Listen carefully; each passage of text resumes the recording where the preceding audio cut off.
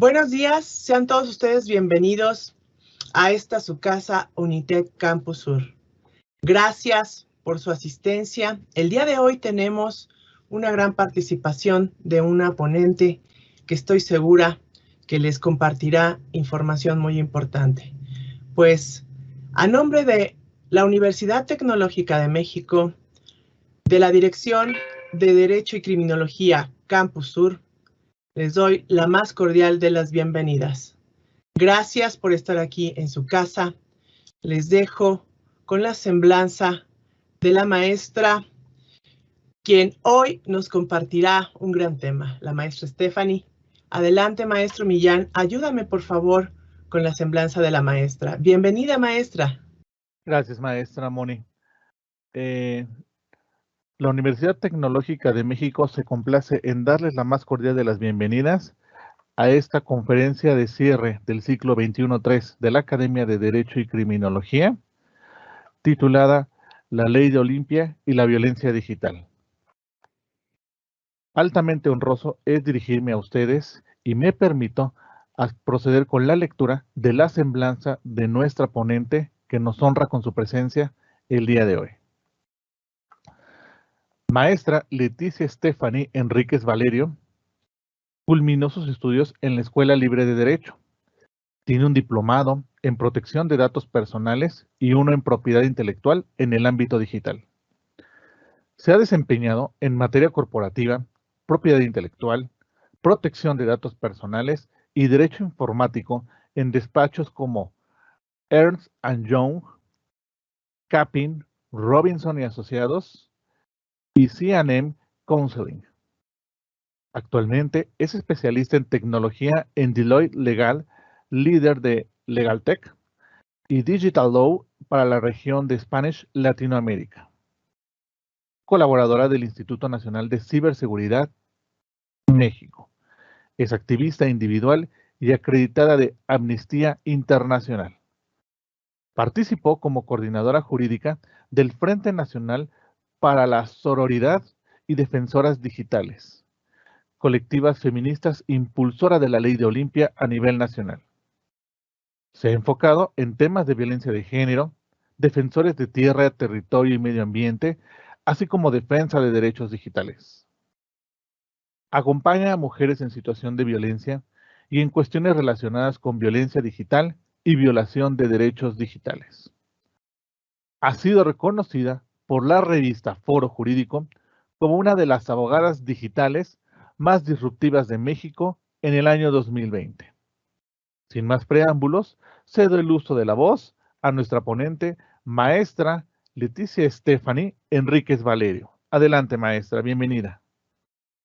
Muy buenos días a todos y a todas. Muchísimas gracias a mi estimada Mónica, a Francisco, a Unitec y a la Barra, pues por justamente crear estos eventos que no son poca cosa, ¿no? El derecho, la verdad es que está evolucionando de una manera veloz, no al mismo tiempo que las tecnologías, eso sí, pero pues sí que ya no es lo mismo que cuando yo inicié incluso también a estudiar esta carrera. Entonces esperemos que les sirva muchísimo este tema y pues estoy muy feliz, de verdad, muy agradecida de estar aquí con alumnas y con alumnos de Unitec para hablar de la Ley Olimpia y de la violencia digital.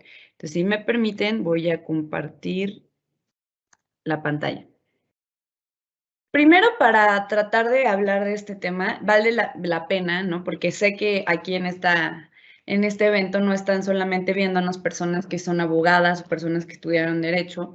Y aunque estudiamos Derecho, no siempre estamos muy conscientes de lo que hacemos en Internet. Sabemos y tenemos conocimiento sobre algunas normas, sabemos que posiblemente hay una protección de datos personales, que existe un derecho a la privacidad, y aún así, aunque tengamos este conocimiento jurídico normativo, normalmente no hacemos como una conciencia, ¿no? De justamente qué somos nosotros en Internet, cómo funciona Internet. Y esto puede ser por varios motivos, ¿no? Uno, porque la mayoría de la población no tenemos conocimientos de educación digital o civismo digital básicos. En las escuelas, todavía en la parte, por ejemplo, de informática o clases de computación, nos enseñan muchísimo a Word, ¿no? Un poquito también aprender de cómo utilizar PowerPoint, Excel, y no es que no sea necesario. Sin embargo, los riesgos reales no están dentro de esas plataformas. Los riesgos reales están en Internet. ¿Qué es lo que normalmente compartimos en Internet y que no estamos muy conscientes de cuándo lo hacemos, ¿no? Y cómo lo hacemos? Bueno, una de las cosas que compartimos constantemente, pues, es información patrimonial o información, pues, que tiene que ver con nuestras partes financieras, ¿no? Con nuestro estado financiero. ¿Y cómo lo hacemos? Pues, seguramente ahorita por la pandemia, y antes, ¿no? Pero ya más por la pandemia, empezaron a utilizar, pues, muchísimas plataformas, incluso, pues, para pedir comida. Y comenzaron a utilizar las personas que antes no estaban tan seguras o confiaban tanto en el comercio electrónico, pues, empezaron a tener PayPal, a utilizar Mercado Pago, o pues empezaron justamente ya a pues, subir, ¿no? Sus datos financieros directamente a ciertas plataformas para comprar. Esto ustedes lo hacen constantemente, seguramente. Pero lo que no nos hemos dado cuenta es que también compartimos datos financieros cuando también compartimos alguna información como a qué universidad asistimos, cuál es nuestro empleo, por ejemplo, qué coche tenemos, a qué restaurantes nosotros visitamos o en dónde compramos. Esta información parecería bastante inocente, por un lado, pero por otro, en realidad está dando información bastante fácil, ¿no? Sobre todo para los cibercriminales de entender y también de algunas tecnologías ya, sobre más o menos cuál es nuestro estado socioeconómico. A veces hasta damos información, ¿no? Residual de alguna manera, de nuestra ubicación y pues justamente de los lugares a los que frecuentamos y a las personas con las que frecuentamos.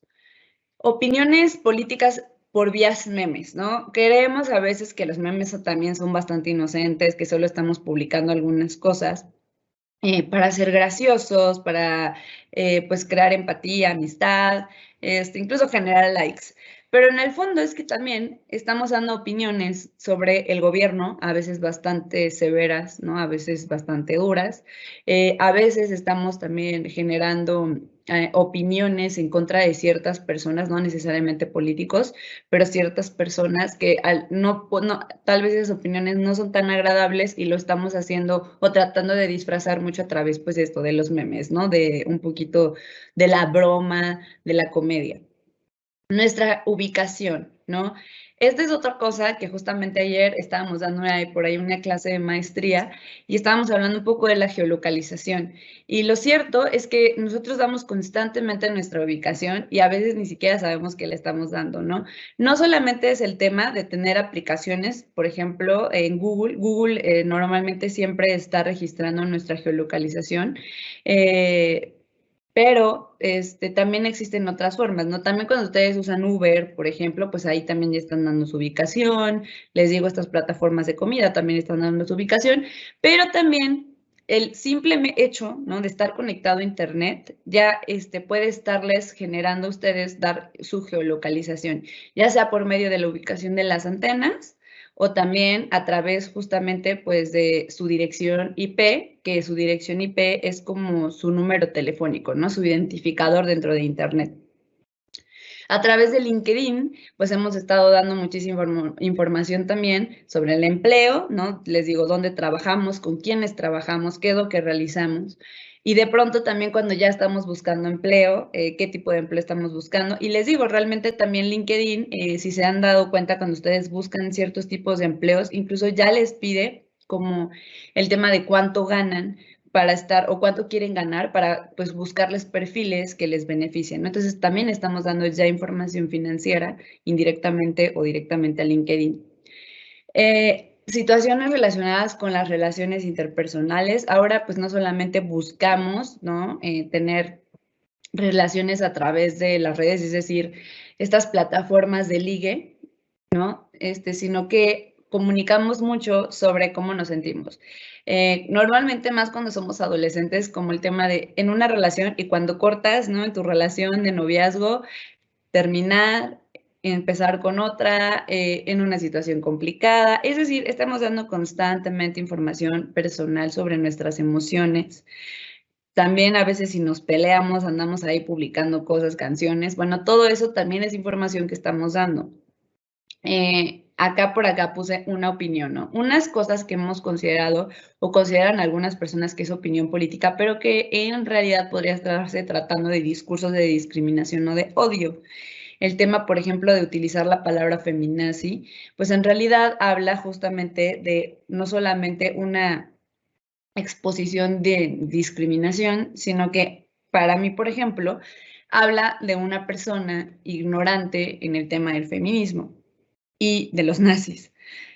Compartimos imágenes, fotografías, muchísimo, por ejemplo, de nuestros familiares, de nuestros perritos y, por ejemplo, de las infancias. Una de las cosas que se han ubicado es que todos los papás siempre le han sacado fotografías de sus hijos y los quieren presumir y todo, pero ahora en la época justamente digital, pues hay una práctica en la cual los papás le sacan fotografías a los niños de absolutamente todo, constantemente, y no se dan cuenta que las infancias también tienen un derecho a la privacidad, también tienen derecho al uso de su propia imagen, y que estar publicando información y fotografías de los niños constantemente los pone en un gran riesgo.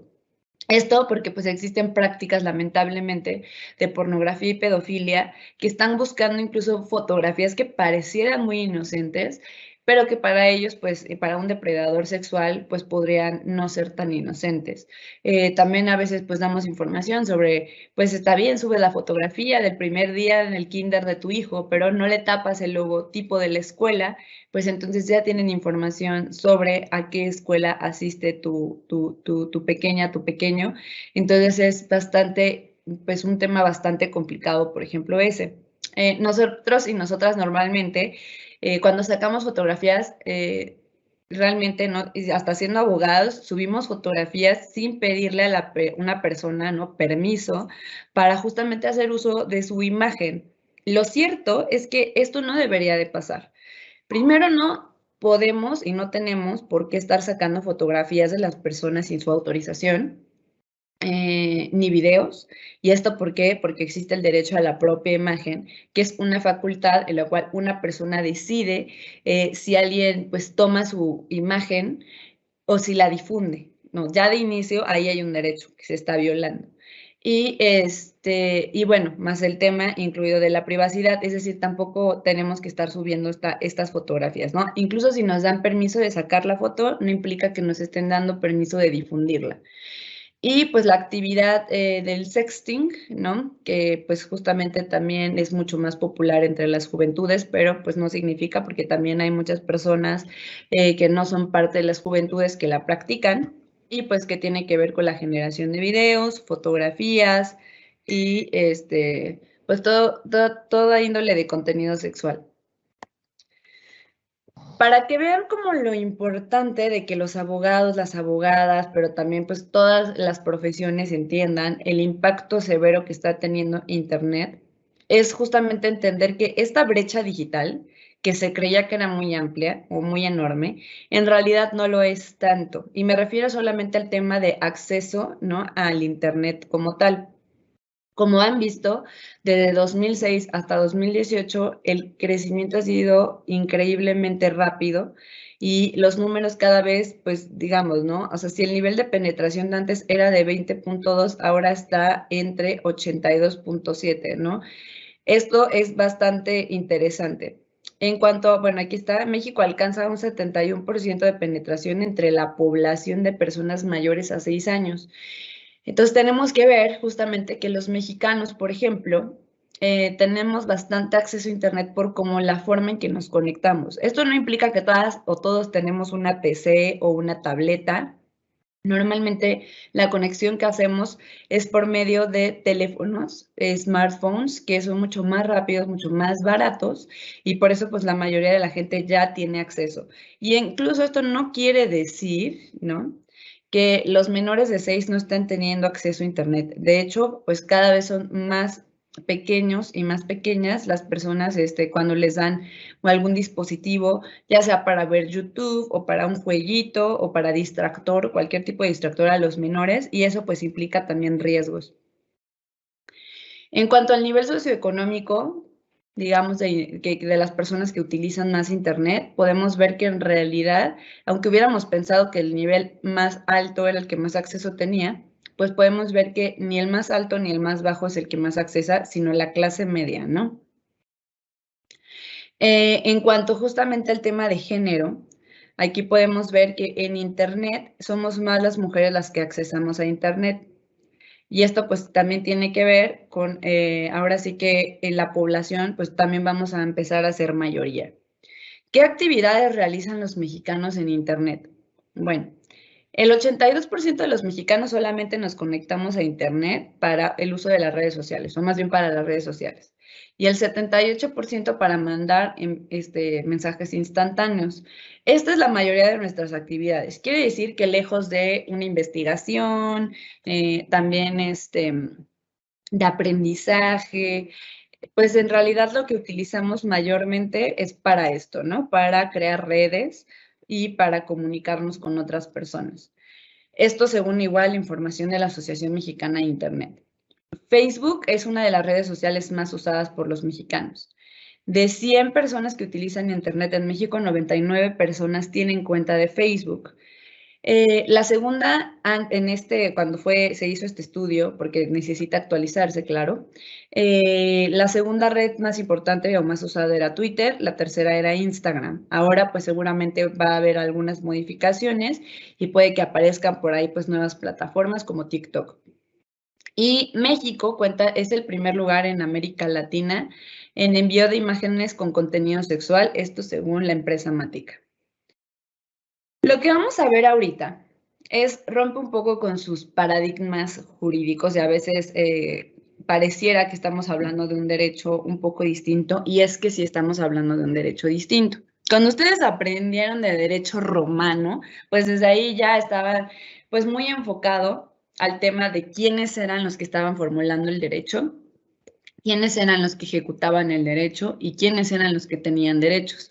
Pues si recuerdan, las mujeres teníamos una especie de tutela también por ahí y pues no podíamos como ser seres libres ni ciudadanos completas en Roma, ¿no?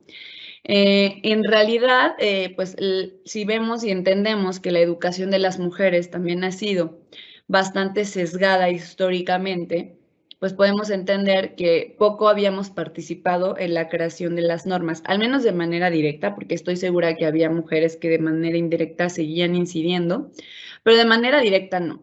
Es decir, la mayoría de los jueces, o en un principio más bien todos los jueces eran hombres, incluso por ejemplo, pues la Escuela Libre de Derecho al principio solo le daba clases a hombres, y sí, la educación de las mujeres pues era enfocada a temas de, incluso como de, al principio, pues, de la casa, en el hogar y todo esto, como ustedes saben. Cuando ya se fue ampliando ya la educación superior, si se dan cuenta, en lugar de que dejaran que las mujeres fueran doctoras, bueno, en la parte más bien licenciadas en medicina, más bien se les quería dejar nada más como enfermeras, temas de secretarias, etcétera, ¿no? Como maestras, como todavía muchas labores que estaban respaldadas por el estereotipo de que las mujeres somos cuidadoras. Entonces nace esto que se llama la perspectiva de género, ¿no? Y es así como vamos a ver ya el derecho y tendríamos que ver este derecho. La perspectiva de género, pues es justamente esto que nos permite analizar en sí, no solamente el derecho, sino todo, absolutamente todo lo que hay en el mundo, entendiendo justamente que existe un estado de desigualdad entre, pues, justamente los géneros, ¿no? Y entendiendo que hubo uno de los géneros que definió las reglas y otro que fue, pues, históricamente segregado. En Internet también tenemos que entender que pasó algo similar. Internet es solamente un reflejo de nuestro mundo material en sí. No es que haya sido, eso sea un mundo nuevo, nada. Todo lo que, y la forma en que nosotras nos comportamos fuera de Internet, nos comportamos dentro de Internet, y a veces incluso más agravado porque creemos que Internet es un espacio de anarquía, donde no hay reglas o donde nos sentimos más cómodos porque existe cierto anonimato que nos puede respaldar. Lo cierto es que la construcción de Internet también ha sido patriarcal. ¿Y cómo vamos a entender? Pues primero al patriarcado, pues digo, para algunas personas seguramente ya es un tema que han estado escuchando y otras no.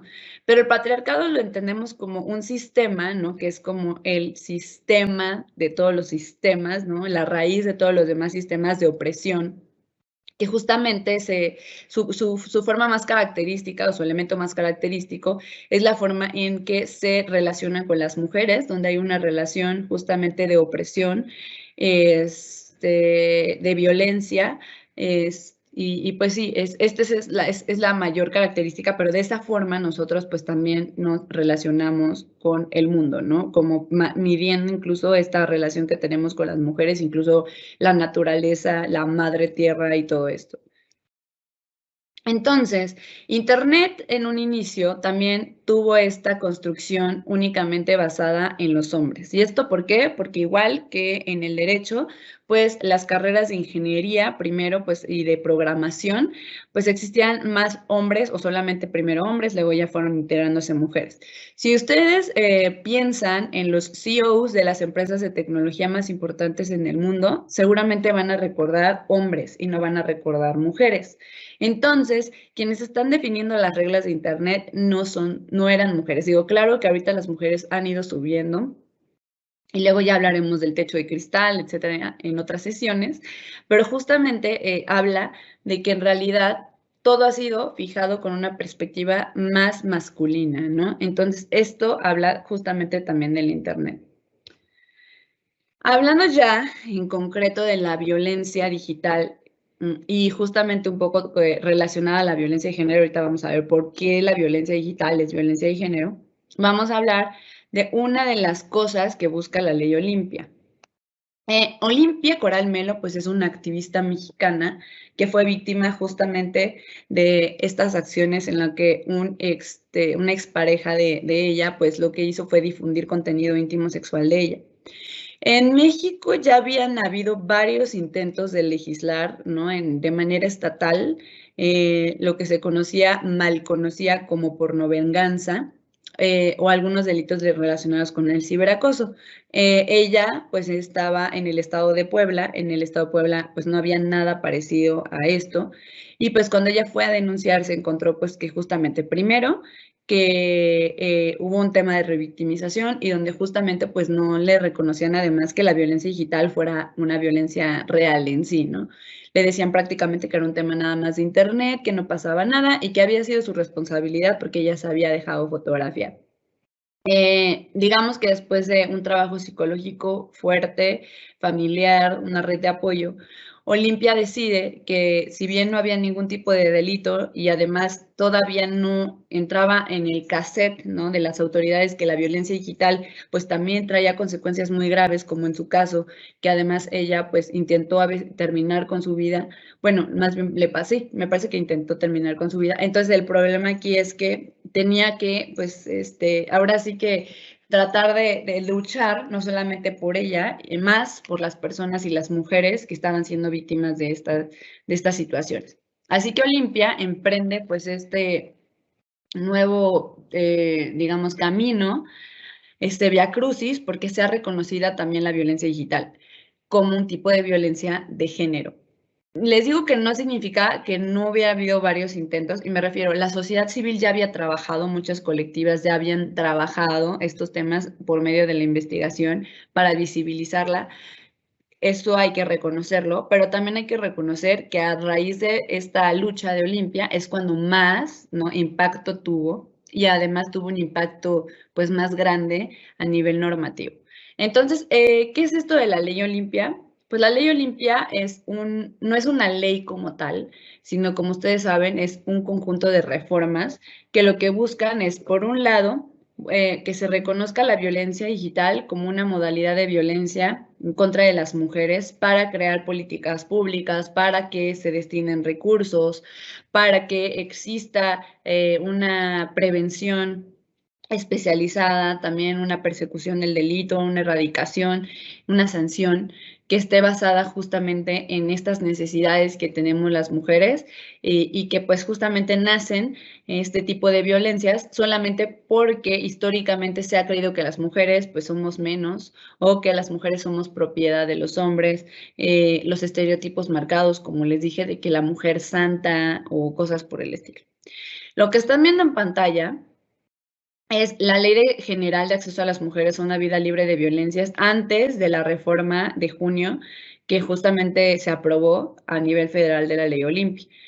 Como ven, pues se reconocían los tipos de violencia digitales que seguramente muchas de nosotras hemos sido víctimas y como siempre les digo, no significa que los hombres no sean víctimas. Los hombres pueden ser víctimas de este tipo de violencias. Que sea con género, con perspectiva de género, significa que las razones que le causan, ahora sí que nos causan a las mujeres este tipo de violencia son distintas y tienen que ver con un tema de discriminación o con un tema de odio. Pero bueno, entonces, bueno, como les decía, justamente la Ley Olimpia busca también aquí, primero, las reformas a la ley de acceso, pero también busca reformas a los códigos penales para que se reconozcan delitos relacionados justamente con la difusión de contenido, ¿no? Y enfocado justamente al tema sexual. Les voy a decir que ciertamente al principio no estaba definido como contenido íntimo sexual, ni en todos los estados de la República están los delitos tipificados como intimidad sexual. Esto es importante que lo entendamos así, porque más bien fue un desarrollo legislativo el que ayudó a darle forma, a ir perfeccionando pues estos tipos penales para ya producir finalmente esto un poco más definido como violación contra la intimidad sexual. Ahora sí, en estas reformas, ¿no?, de junio, justamente lo que se buscó en la Ley General de Acceso es agregar dos modalidades de violencia, la violencia digital y la violencia mediática.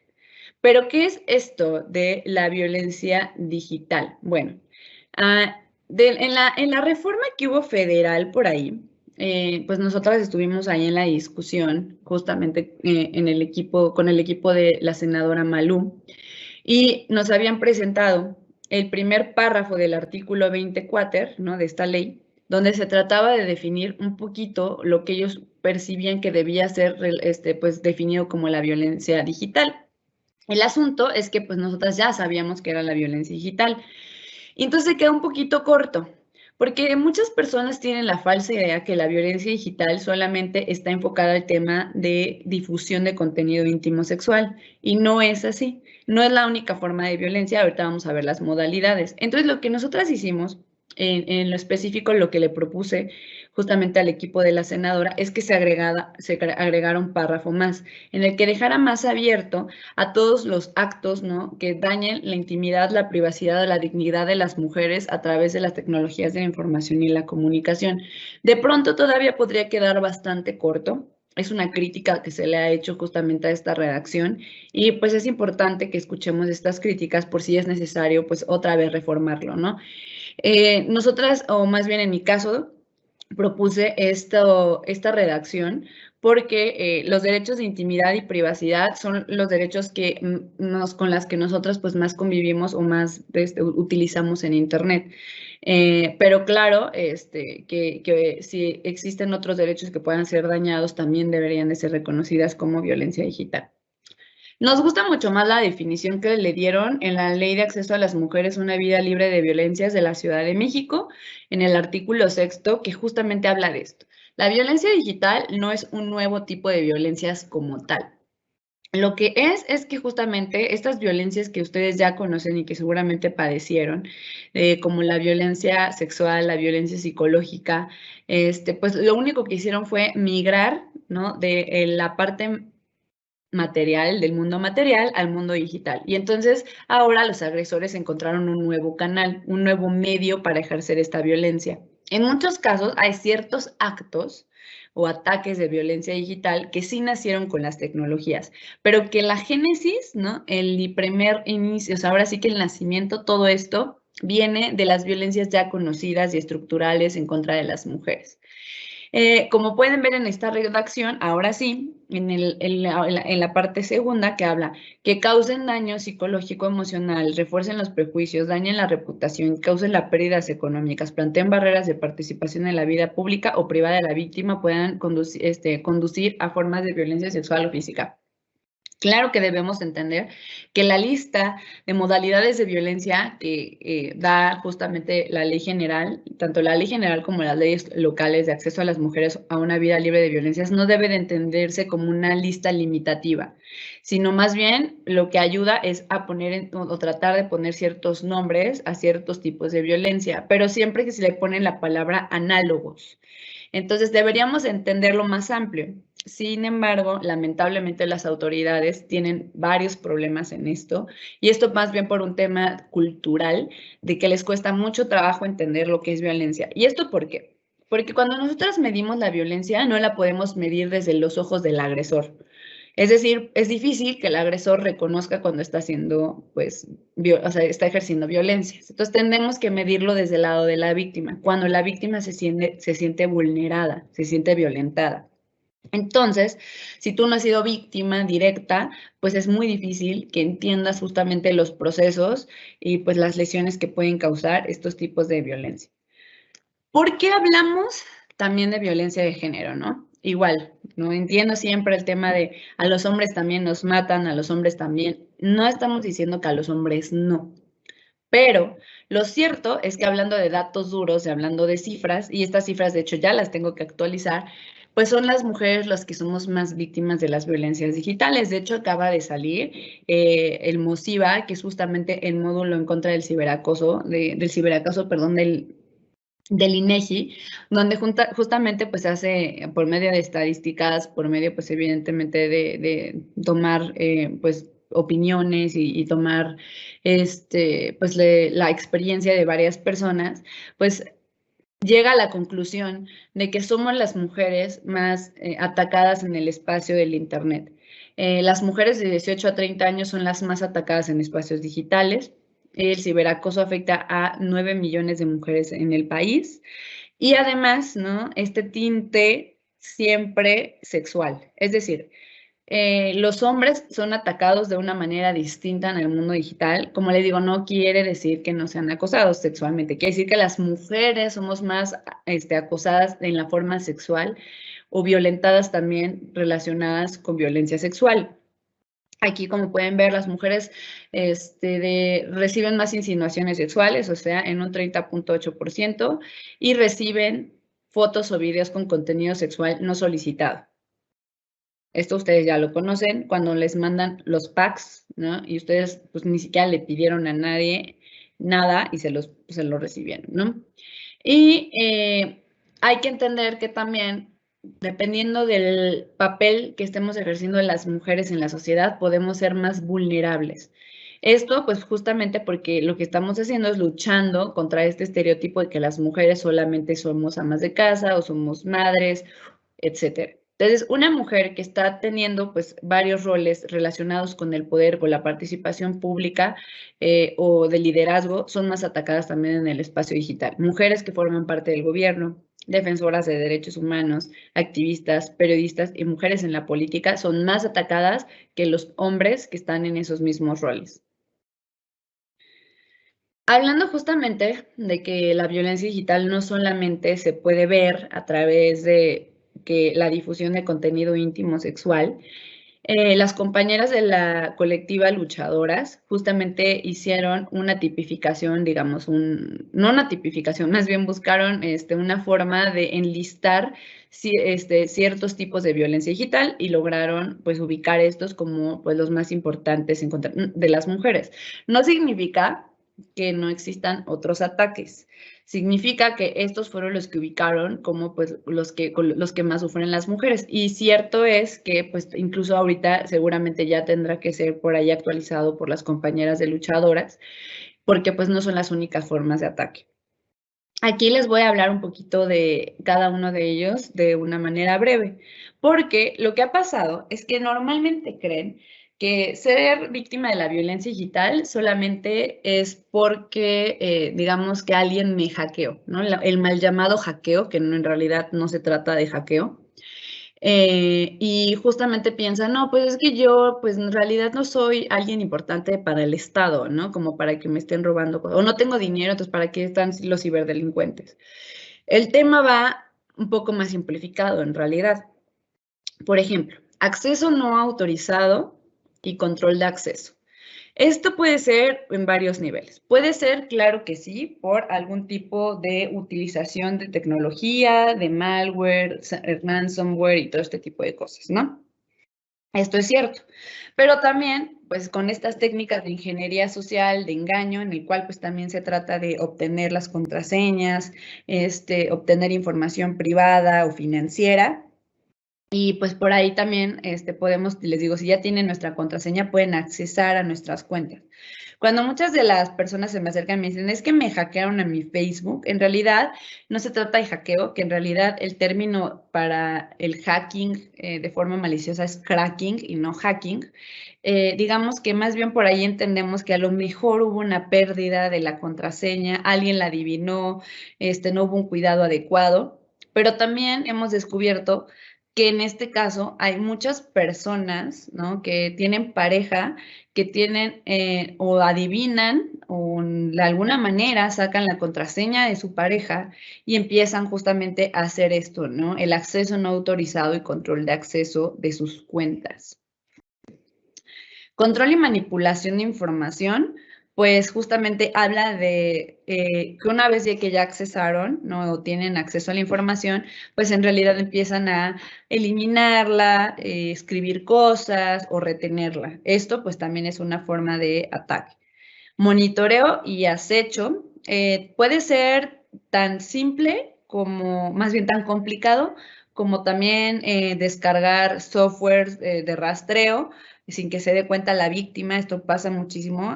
Algunas parejas, ahora sí que con todo el dolor, descargan algunas cosas que pueden ayudarles a monitorear a sus parejas.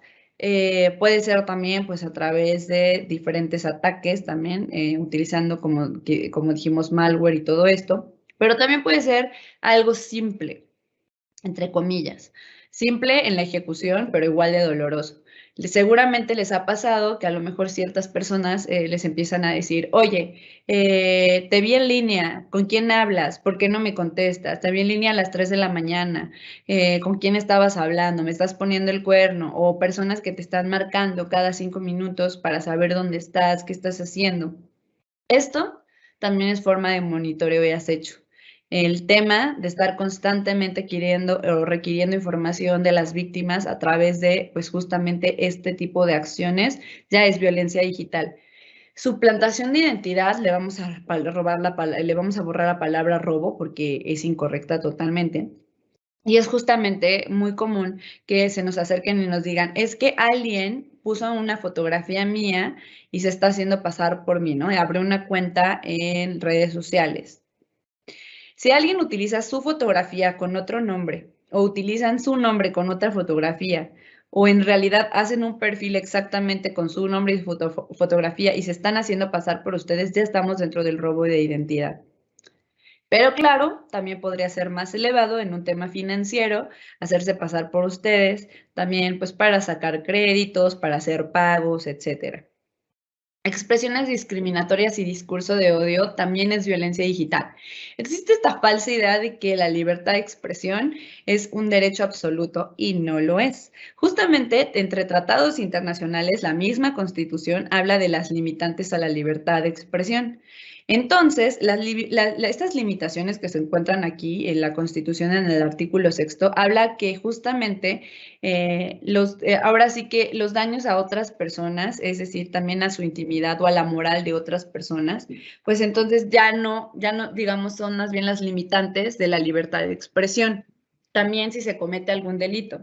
Seguramente han escuchado por ahí algún caso de alguna youtuber influencer que por ahí anda diciendo que ella solamente ejercía su libertad de expresión. Más allá de algún día será muy interesante analizar su caso en particular, sí podemos ver que no estaba siendo protegido bajo la libertad de expresión, porque una persona no puede atacar derechos de terceros utilizando como pretexto la libertad de expresión.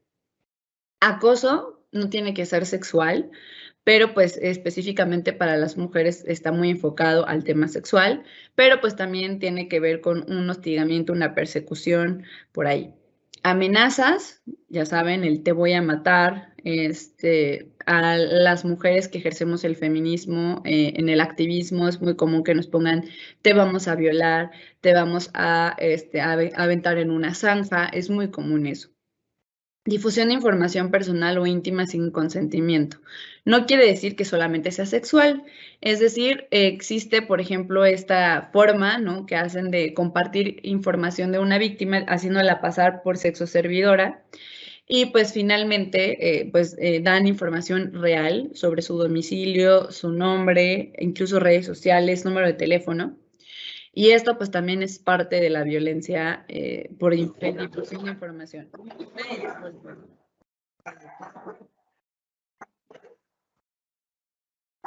Y evidentemente también que otras de las comunidades que son más vulneradas en el espacio público, por ejemplo, pues es la comunidad LGBT. Y por ahí, pues justamente hemos encontrado que una forma de atacarlos es obligándoles a salir del closet, ¿no? Es decir, alguien difunde información sobre su orientación sexual antes que esta persona haya decidido hacerla del conocimiento, pues, público.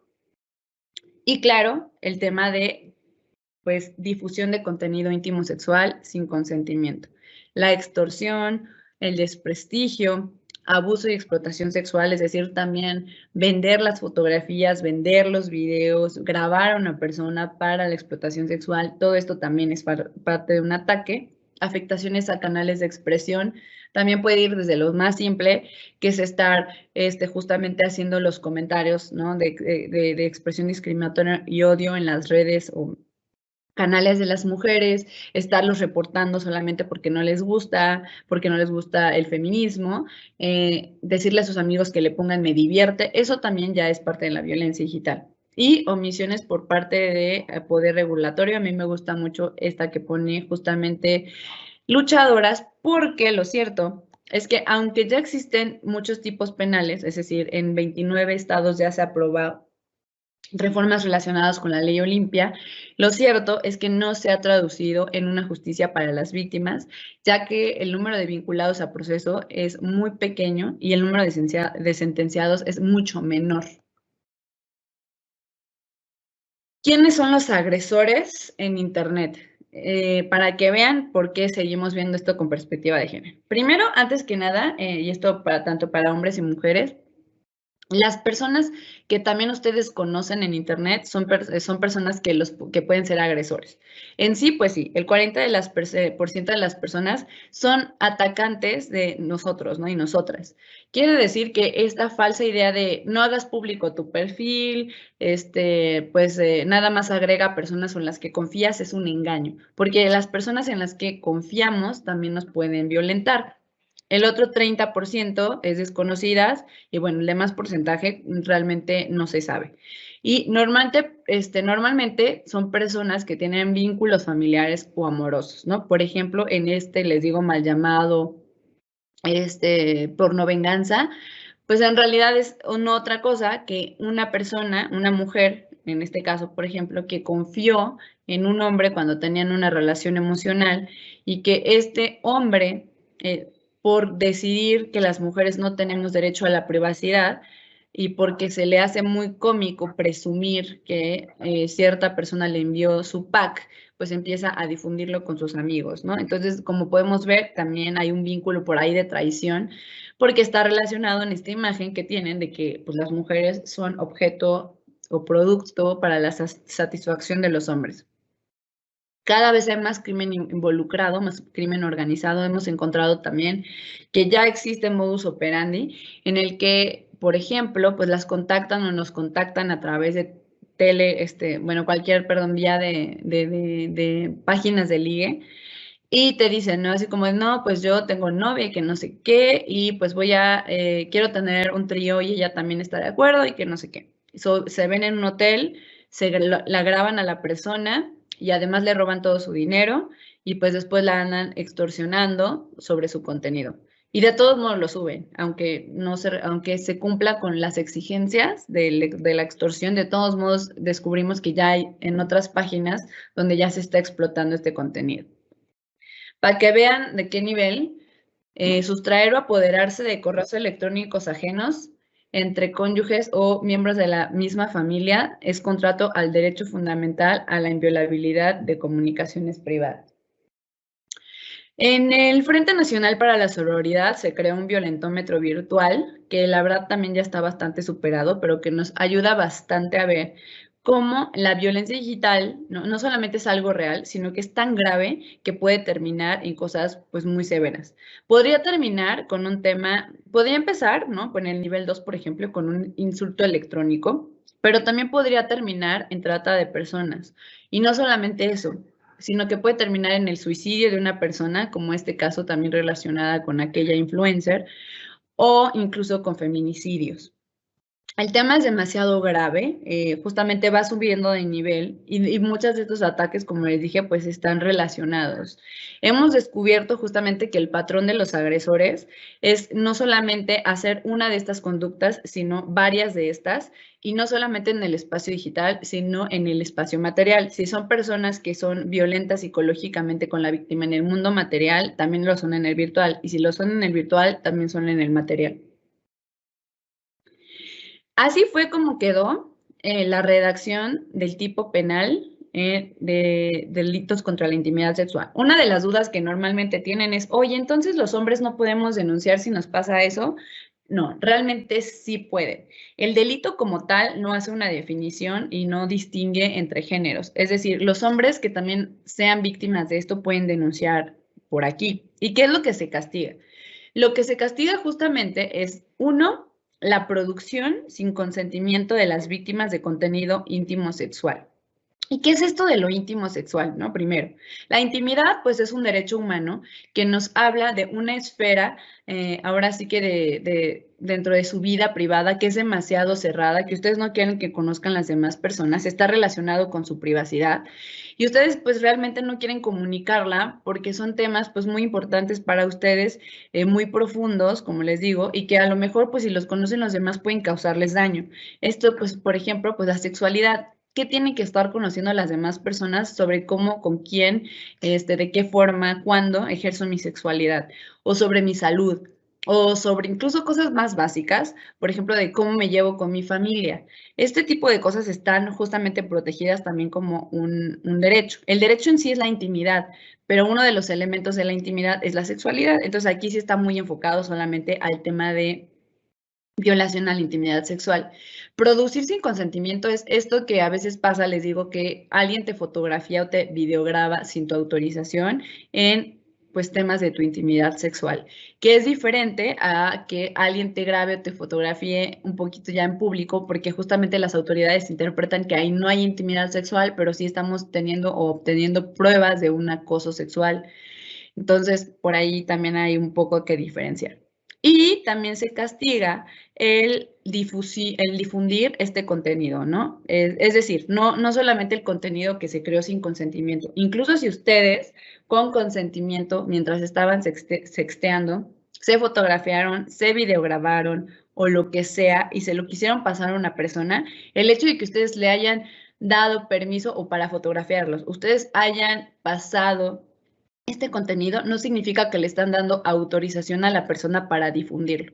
Esto también para a todos los que me están viendo y reciben este tipo de contenidos. Si ustedes, alguien confió y les mandaron contenido íntimo sexual, esto no les da derecho a ustedes de difundirlo o pasarlo a otras personas, porque esto es un delito. Y no solo es un delito, sino que también puede traer faltas administrativas o también responsabilidad civil. Entonces, no les da permiso eso, exactamente eso, y es un tema de traición a la confianza de una persona.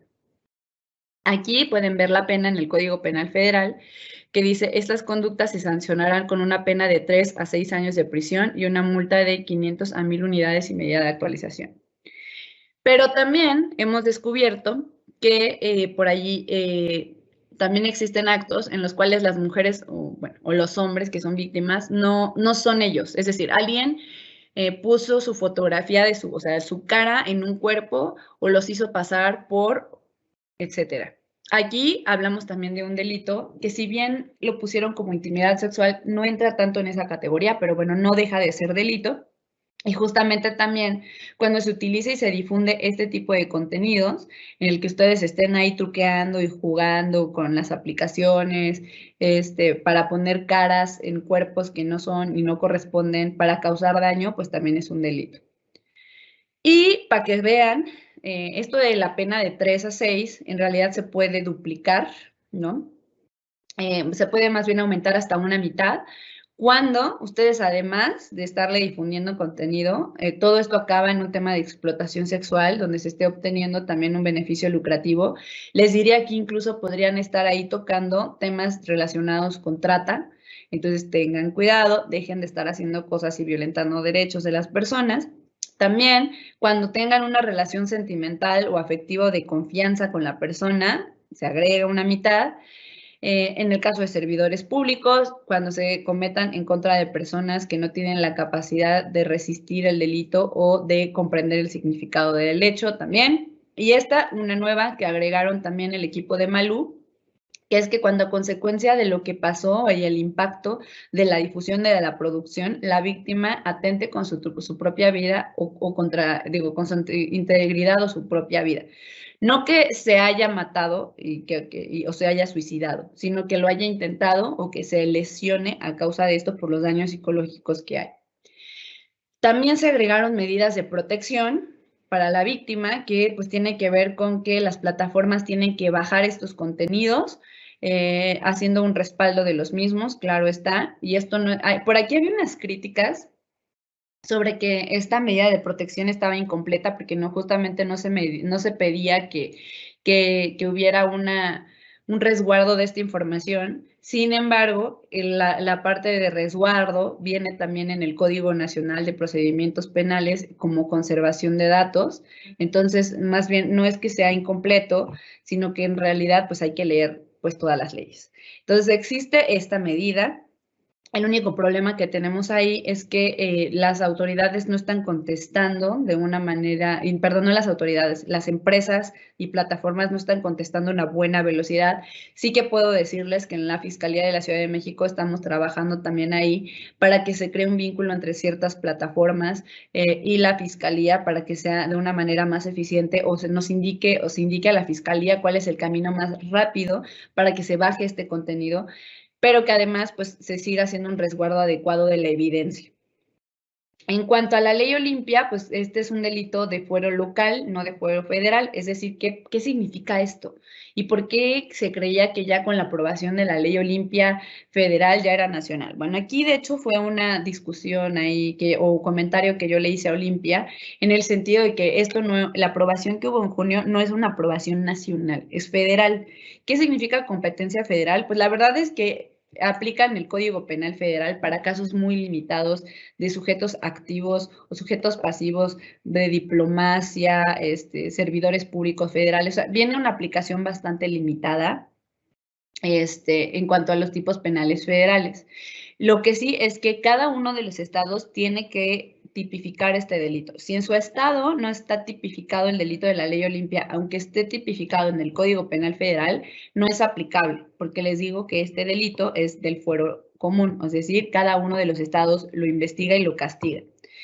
En 28 estados ya se aprobó la ley Olimpia federal, la ley Olimpia, perdón, y en 3 no se han aprobado, y en 1 se aprobó como nosotras, así se estimó. Esto porque en el estado de Sonora, pues fue uno de los estados más tristes, donde sufrimos pues más violencia, pero yo sí quisiera agregar que a mí no me gusta mucho este mapa, porque lo cierto es que existen muchos de los tipos penales que fueron aprobados aprovechándose un poco de la inexperiencia. Esta Olimpia pues no es abogada en realidad, y la redacción de los tipos penales es inadecuada, muchas veces inconstitucional, algunas veces limitativa. Los últimos ya fueron mejores tipos penales. El tema ya del tipo penal federal fue mejor revisado que los demás estados, y también pues después de que pudieron estudiar el equipo de senadores, pues todos estos tipos penales para buscar cuál tomar mejores elementos para crear el federal. Entonces, no me gusta este mapeo, porque parecería que las activistas están dando una palomita a algunos estados que en realidad tal vez no merecerían tener una palomita. Y esto les digo, creo que sí es una parte de abuso de poder por parte de las autoridades, y ponerle ley Olimpia a cualquier delito y estar violando otros derechos, pues me parece grave. Entonces, yo lo que les diría es, hay 29 estados donde hay algo aprobado que pareciera ser la ley Olimpia, pero que pues próximamente espero publicar por ahí un libro donde se haga la precisión y comentarios a cada uno de los tipos penales. ¿Por qué es importante reconocer la violencia digital? Pues es justamente por este tema, ¿no? Los efectos y daños a las víctimas son demasiado graves. Puede empezar un tema de que ustedes ya no quieran tener redes sociales o ya no quieran hacer ciertos comentarios porque pues creen que otras personas van a venir a atacarlas, porque eso pasa.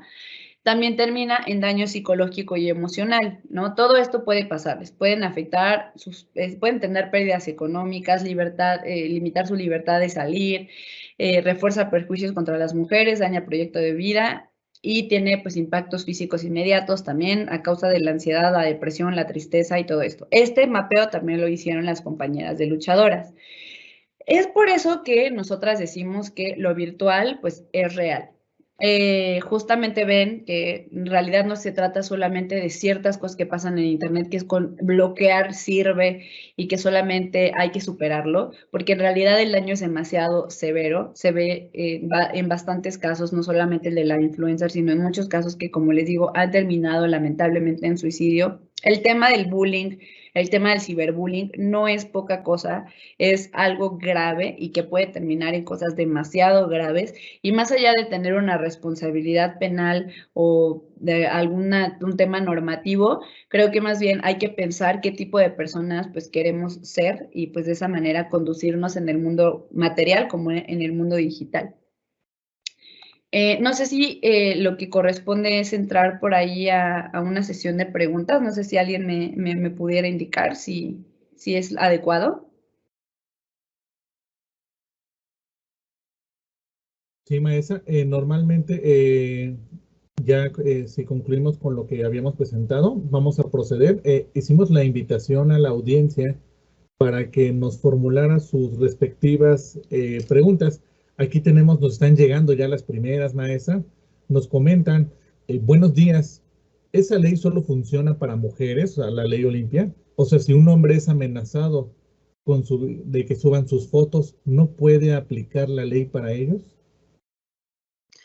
Bueno, primero que nada, la ley Olimpia, no, les digo que hay que revisar en cada uno de los estados, pero la ley Olimpia en general ya se trata de la difusión y no tanto del tema de la amenaza o de la extorsión. Esto corresponde a otros delitos, de hecho, el delito de extorsión o de amenazas. En sí, ninguno de estos delitos, o sea, ni el de la ley Olimpia contra la intimidad sexual, ni la extorsión, ni la amenaza, son exclusivos para las mujeres. Como les decía, pues no se hace esta distinción, no se dice que la mujer solamente puede ser víctima.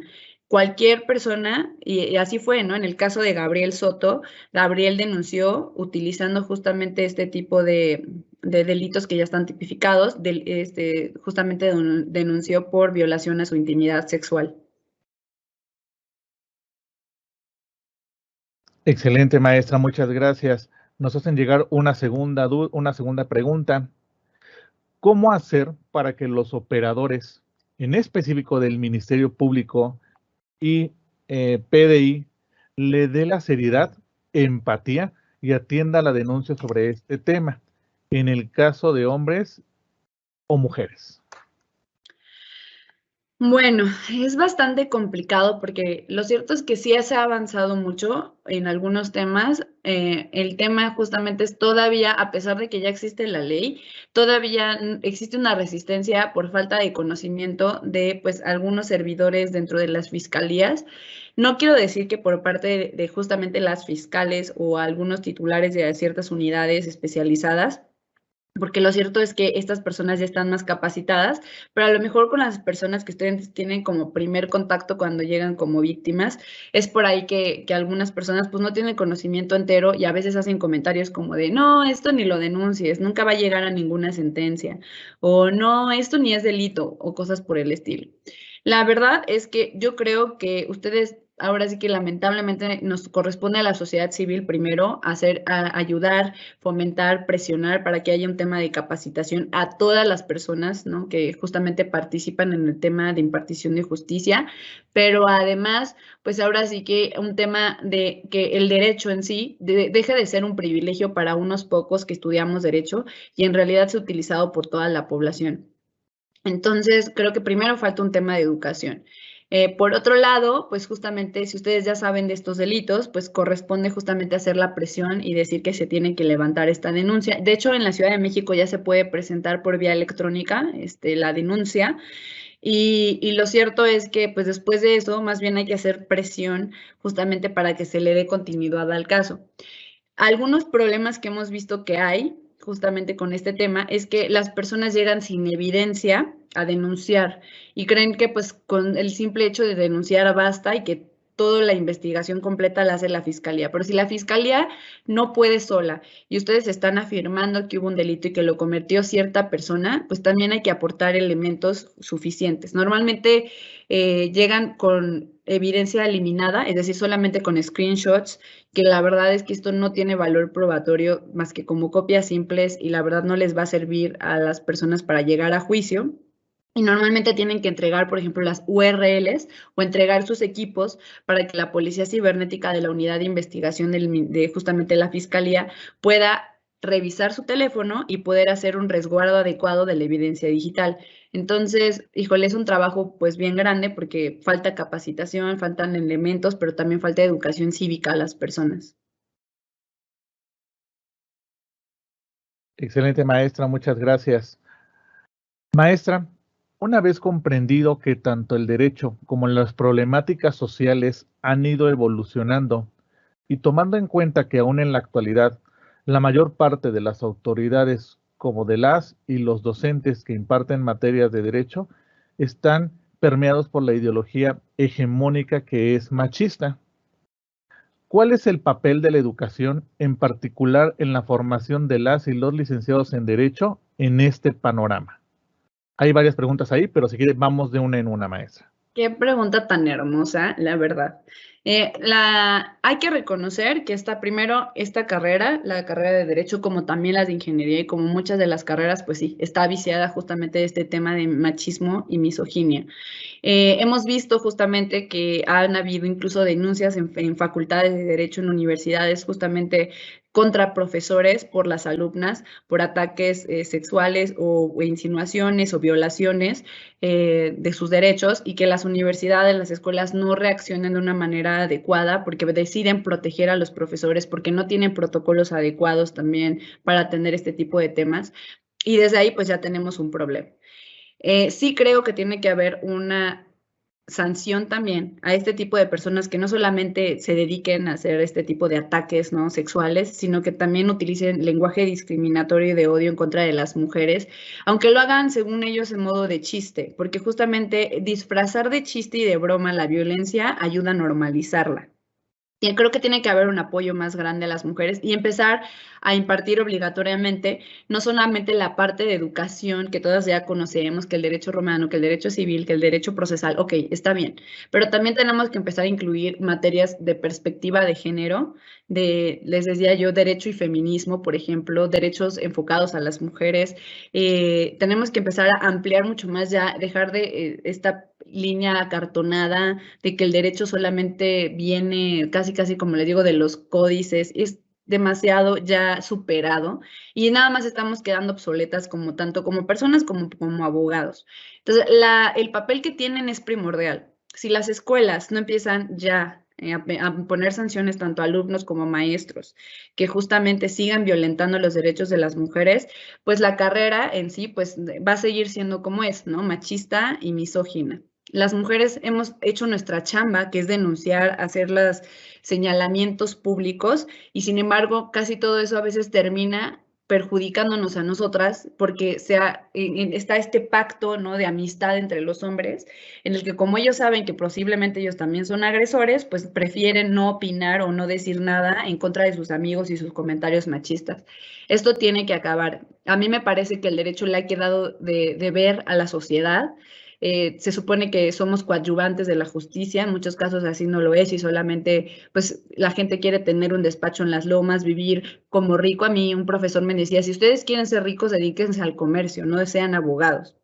Porque ser abogado implica pues justamente una vocación de servicio y de respeto a pues temas mucho más profundos, sociológicos, filosóficos, y me parece que estamos fallando y creo que las que están justamente ayudando a que el derecho sea reivindicado han sido las mujeres. Entonces, el papel es primordial y espero, ¿no?, que justamente también la UNITEC sea una de estas universidades que ayude a romper los antiguos paradigmas y que entienda que justamente pues ya existe un nuevo derecho y que debe de existir un nuevo derecho porque el mundo es diferente, porque se exigen reglas diferentes, tanto porque el mundo ahora sí que estamos contaminando, estamos terminando y vulnerando la naturaleza, como también socialmente pues no hemos llegado a los puntos que queremos. Perfecto, maestra. Lo que nos comparte engloba también, voy a dar lectura a las otras dos preguntas por respeto a terminar el cuestionamiento completo. ¿Considera usted importante que la formación de los que ahora estudiamos Derecho deba ser diferente, es decir, con perspectiva de género? Escuché que respondíamos a ese cuestionamiento. Y por último, ¿cree que esto podría generar un cambio en el mundo real para hacer frente a estas problemáticas en el futuro? Si quisiera adicionar algo más, maestra. Claro. Pues miren, solamente para que vean el tema del romper el paradigma, cuando yo veo temas de tecnología legal tech, normalmente la duda es si vamos a ser sustituidos por máquinas los abogados. Yo lo que les diría es que si seguimos en una actitud cerrada, perdiendo la conexión humana, sin entender que justamente, como decía Pepe Mujica, pues la principal fuente de derechos son las revoluciones, el feminismo es una forma de revolución, no solamente nos pueden sustituir las máquinas, nos van a sustituir otras carreras. Y vamos a empezar justamente a estar cuestionando qué significa esto, pues de ser abogado en sí. ¿Qué significa ser abogado? Solamente llenar formatos, solamente asistir y recoger papeles. Esto es lo que nosotros y nosotras queremos que signifique el ejercicio de nuestra profesión. El tema, por ejemplo, aquí es que, como yo les decía, Olimpia Coral no era abogada y sin embargo, pues logró mucho más en la parte normativa que muchos de los abogados y que de hecho ellos hasta se sentían amenazados y se sienten amenazados a veces por nosotras, ¿no? A mí me han juveneado no sé cuántas veces, también como a una mujer no nos va a venir a decir qué hacer, o sea, nos han hecho muchos comentarios. El hecho es que ya no lo pudieron detener. Entonces, la sociedad civil está haciendo su chamba y no necesariamente son abogados ni abogadas. Hay muchas defensoras de derechos humanos que no son abogados, que no son abogadas, activistas que están involucrándose, incidiendo y han cambiado el mundo y están cambiando el mundo. Y creo que pues es algo que los abogados tenemos que poner atención porque lo cierto es que tal vez ya ni siquiera vamos a ser necesarios si seguimos en esta conducta cerrada, de no avanzar con la sociedad, tanto en los temas tecnológicos como en los temas de derechos. El mundo ya lo cambiamos en sí. Excelente, maestra, gran aportación, muchas gracias. Aquí leo el comentario, fíjese, nos comentan, buenos días, admiro el trabajo que hace y quisiera saber cómo ha sido su camino, quizá por la deconstrucción y enfrentarse a la sociedad como una mujer abogada y activista. Wow, no, qué pregunta. Híjole, ha sido tan profunda, tan entera, tan grave. Grave en un sentido positivo porque, digo, no es por mucho, pero yo empecé por ahí estudiando, primero yo quería estudiar ingeniería, no quería estudiar derecho, sin embargo, pues por ahí un acto de, ahora sí que el secuestro y homicidio de mi mejor amigo de la prepa, como que me hizo pensar que justamente yo tenía que estudiar derecho para incidir en la política. Ese fue mi primer acercamiento. Y de hecho en aquella época, pues la Libre estaba de moda porque cierto presidente pues era egresado de la Libre y todo este tipo de temas y secretarios de Estado y ministros también de la Corte. Entonces, pues por ahí, pues digo, para bien o para mal, terminé también estudiando en la Libre. Yo era una persona muy distinta antes del feminismo, eso es cierto. Yo pues era demasiado conservadora por un lado, era cristiana, panista, y ahora que estamos aquí entre confianza entre todos. Y digo, no que esté mal ser panista, ni que sea malo ser religioso, ni nada, pero sí que pues ahora he encontrado que en ese momento yo sentía que no estaba, que estaba coartada mi libertad, pues por muchos estereotipos, por muchas ideas que pues me habían enseñado desde niña de lo que representaba ser mujer, el tema de la maternidad, el tema incluso de la virginidad, muchos temas que incluso me ocasionaron traumas y que tuve que ir a un psicólogo, ¿no? Como para poder abordar estos temas de quién era yo. Había perdido por completo mi identidad. La Libre, pues, es una escuela también bastante conservadora.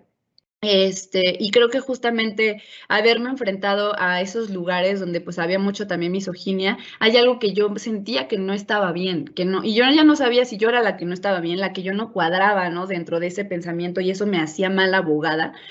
Pero ahora, tiempo después, justamente, y fue justamente a través de mi acercamiento a Amnistía Internacional, a temas de derecho informático, derecho digital, que pude ir destruyendo estas ideas y tal cual, ¿no? Y les voy a contar, porque les tengo mucha confianza. Anduve con un pastor, ¿no? De una iglesia, y fue cuando más empecé a notar que algo no estaba bien. Es decir, la idea cristiana de que el hombre es la cabeza y pues la mujer tiene que seguir lo que la cabeza haga, ideas también como de la forma del hogar, quién hace qué, esas cosas me empezaron a chocar mucho emocionalmente. Cuando terminé esa relación, también terminé de alguna manera con ese pensamiento y me di cuenta que las mujeres no pueden ser libres de una manera completa si no estamos cuestionando esas ideas de vida. Entonces, digamos que de un día para otro, y así fue, me desperté y dije, hasta aquí, tengo que buscar algo que me ayude a buscar libertad. Y de pronto, pues justamente vi a estas mujeres, ¿no? Sobre todo al tema del Frente Nacional para la Sororidad, que estaban buscando y luchando su libertad a través del activismo. Empecé a leer muchísimo, también temas teológicos, esto es increíble, sobre las mujeres, el papel de las mujeres como sacerdotisas, el tema también de cómo las mujeres han sido desegregadas de la religión en imágenes, ¿no? Es decir, por qué antes, por ejemplo, y esto es un dato que les voy a dar extra, ¿no? Ahora que les digo que ya se metieron en este tema tan interesante, es que antes el Génesis hebreo, cuando hablaba de Eloí, también hablaba de Elohá, y entonces hablaba de como de un Dios que tenía dos polaridades, un ella y un él. Y esto fue modificado posteriormente para que solo quedara un él. En la idea de Lilith, también quien las ha leído, si no, pues que lo lea ahí, por ejemplo, versus Eva. Todas estas ideas pues fueron permeando sobre mí y tal cual. Un día me desperté y me sentía libre, ¿no? Empecé a ubicar bastante qué cosas ya eran violencias y no solamente pues ya verlo como violencia, sino hablarlo, ¿no? Expresarlo. Por ahí fui víctima de un maestro de la Libre de Derecho de acoso sexual. Y las mujeres en la Libre, las estudiantes de la Libre, yo ya había sido egresada, empezaron a rebelarse contra muchas de las violencias que también existen en la escuela. Y yo me sentí como parte, ¿no? de ellas, pero también con una obligación de que si yo no pude hablar cuando estaba dentro de la escuela por miedo, tenía que apoyarlas afuera porque para que ellas tuvieran un poquito menos de miedo como el que yo tuve. Entonces creo que todo eso al mismo tiempo me ayudó. Y de pronto, pues la lucha le dio sentido a mi vida, le dio sentido a mi carrera y cambié la perspectiva y me di cuenta que si yo no cabía, ¿no? Dentro de esta lógica que se tenía del derecho, de lo que era el abogado exitoso, tenía que cambiarlo. Y entonces no tenía que cambiar yo, tenía que cambiar la forma en que la gente ve el derecho y en eso estamos. Excelente, maestra. Nos comparten, ¿esta ley Olimpia solo se aplica a menores de edad o a mayores de edad, respectivamente adultos mayores? Comentan. En realidad es para mayores de edad y esto no quiere decir que se deje desprotegido a los menores. Cuando existen delitos relacionados con menores es el delito de pornografía infantil. Entonces es mucho más grave. Excelente. La siguiente, ¿qué es lo que realmente se debería hacer para evitar este tipo de conductas como el sexting o la difusión de contenido sexual íntimo? Pienso que a ese tipo de delitos se puede prevenir mucho antes de que suceda? Bueno, antes que nada, el delito no se llama sexting, esto es algo que también hay que definir. Sexting es la actividad justamente de, ahora sí que ejercer su sexualidad a través de, pues, el espacio digital y a través de los mensajes, pero en realidad no es que sea una actividad prohibida ni nada. El sexting, de hecho, es un derecho tal cual, ¿no? Que tenemos las personas de ejercer nuestra libertad. El asunto es que nosotros, bueno, a mí me gusta mucho decir que en un mundo patriarcal no existe el sexting seguro, porque justamente estas ideas machistas y misóginas no permiten que las mujeres podamos confiar por entero en las personas con las que estamos sexteando y que luego termine nuestro contenido siendo difundido. Nosotras es difícil que digamos que no hagan esto, o sea, es decir, no sexten, porque entendemos que puede ser demasiado radical y no queremos limitar sus derechos, pero sí que tenemos que hacer conciencia sobre el estado actual tanto de la justicia como del Internet. No existe ningún mecanismo jurídico ni tecnológico que asegure que una vez que ustedes comparten algo no se puede difundir o que una vez que se difundió se elimine. Lo pueden volver a subir años después, días después, a través de diferentes páginas en diferentes partes del mundo, sin que ustedes lo sepan. Entonces es un tema bastante complicado. Lo que sí creo que la mejor manera de atacar la violencia digital es no solamente diciéndoles igual, ¿no? Siempre a las mujeres que se cuiden o a las víctimas que se cuiden y tengan cuidado, sino educar a las personas para que respetemos la privacidad y respetemos el derecho a la propia imagen de las demás personas y entendamos las consecuencias que puede tener que nosotros le tratemos de violentar o violentemos a alguien. Creo que es lo principal, ¿no? Tú eres agresor cuando presionas a una víctima a hacer sexting, a una mujer, a tu pareja, cuando compartes las imágenes con tu grupo de WhatsApp, cuando tú no le dices, o sea, cuando tú participas en estos grupos de WhatsApp y no dices nada cuando recibes ese tipo de contenido. Tú eres agresor y entonces estar enfocándonos también en que se deje de ser agresor. Perfecto, maestra. Nos hacen también una muy similar. ¿Cómo podemos evitar todos esos tipos de violencia? Quiero suponer que también la abarcamos con esto que nos acaba de compartir. La siguiente, buenos días. De acuerdo a la ley Olimpia, ¿cuánto podría ser la sentencia o sanción de parte de las personas agresoras? Pues como les decía, pues depende mucho de los estados de la República en donde se esté pues ejerciendo. Normalmente la pena en algunos de los estados era mínima de 1 a 3, en otros de 3 a 6 y en la Ciudad de México es de 4 a 6 años de prisión. Gracias, maestra. ¿Esta ley solo se aplica cuando es en área sexual? Comentan amenazar con fotos íntimas y eso. ¿O también se aplica en los casos de ciberacoso o bullying como lo mencionó? No me ha quedado claro. En realidad, los delitos tipificados como ley Olimpia solamente aplican, les digo, en realidad en intimidad sexual. Cuando hablamos de ciberacoso, no es que necesitemos que se regule el ciberacoso. En realidad, sí, en los tipos penales, en ya todos, está justamente tipificado el acoso en sí, el acoso sexual particularmente. Entonces, digamos que este tipo penal ya sirve porque pues es el mismo tipo penal, solamente que el medio, si no está limitado por los códigos penales, es decir, si no tiene que, si no dice por medio de algún lugar o alguna cosa o que te exija que sea acoso físico o algo así, pues entra también el medio digital. Entonces ya existen otros delitos que pueden estar castigando conductas de amenazas o de acosos o temas relacionados con el bullying, pero no todos entran dentro de la ley Olimpia. La ley Olimpia sí es, como les dije, producción y difusión de contenido íntimo sexual sin el consentimiento de las víctimas. Y el tema del ciberbullying también es muy amplio. A veces, si no existen tipos penales, tal cual, porque no todo tiene que ir en el derecho penal, ¿no? Tampoco es una forma de justicia tan, digamos, tan rápida y además, pues es un peligroso que el Estado quiera castigar absolutamente todo con esto, con la ley penal. Tendríamos que revisar si existen algunas faltas en otras leyes civiles o les digo como administrativas, como la ley de protección de datos personales o incluso hasta de la propiedad intelectual. Excelente, maestra, gracias. Refiriéndome a lo que dijo sobre agregar personas que solo conozcas en redes sociales, ¿cree que esto se diga por desconocimiento o la misma gente coopera para que se realicen estas conductas? En realidad creo que sí es por un tema de desconocimiento y un tema de sobreconfianza. Pues es que es bastante natural pensar que solamente las personas que confías, y si confías en ellas y las quieres y crees que te quieren o que al menos te respetan, no te van a violentar. Y esta es una idea falsa, ¿no? Y justamente es como de, ¿en quién realmente podemos confiar? Esa es la duda, ¿no? No creo que sea a propósito, sino hay un tema de sobreconfianza. Incluso los papás, ¿no? Los papás, si se dan cuenta cuando hay casos de ataques sexuales a menores, es porque los dejaron con una persona en el cual el adulto confiaba. Y pues este es el tema. Apareciera que de pronto en este mundo ya no hay nadie en quien confiar. Ok, maestra, muchas gracias.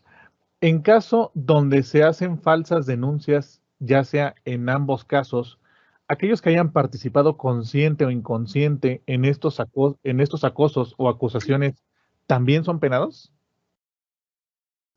Pues depende. Podrían existir ciertos delitos justamente dependiendo de qué tanto hayan involucrado la falsedad, ¿no? Relacionados justamente con la impartición de justicia. Incluso, pues, podríamos ver si podría de alguna manera haber algún tipo de responsabilidad civil en caso de que pues, se levanten denuncias falsas.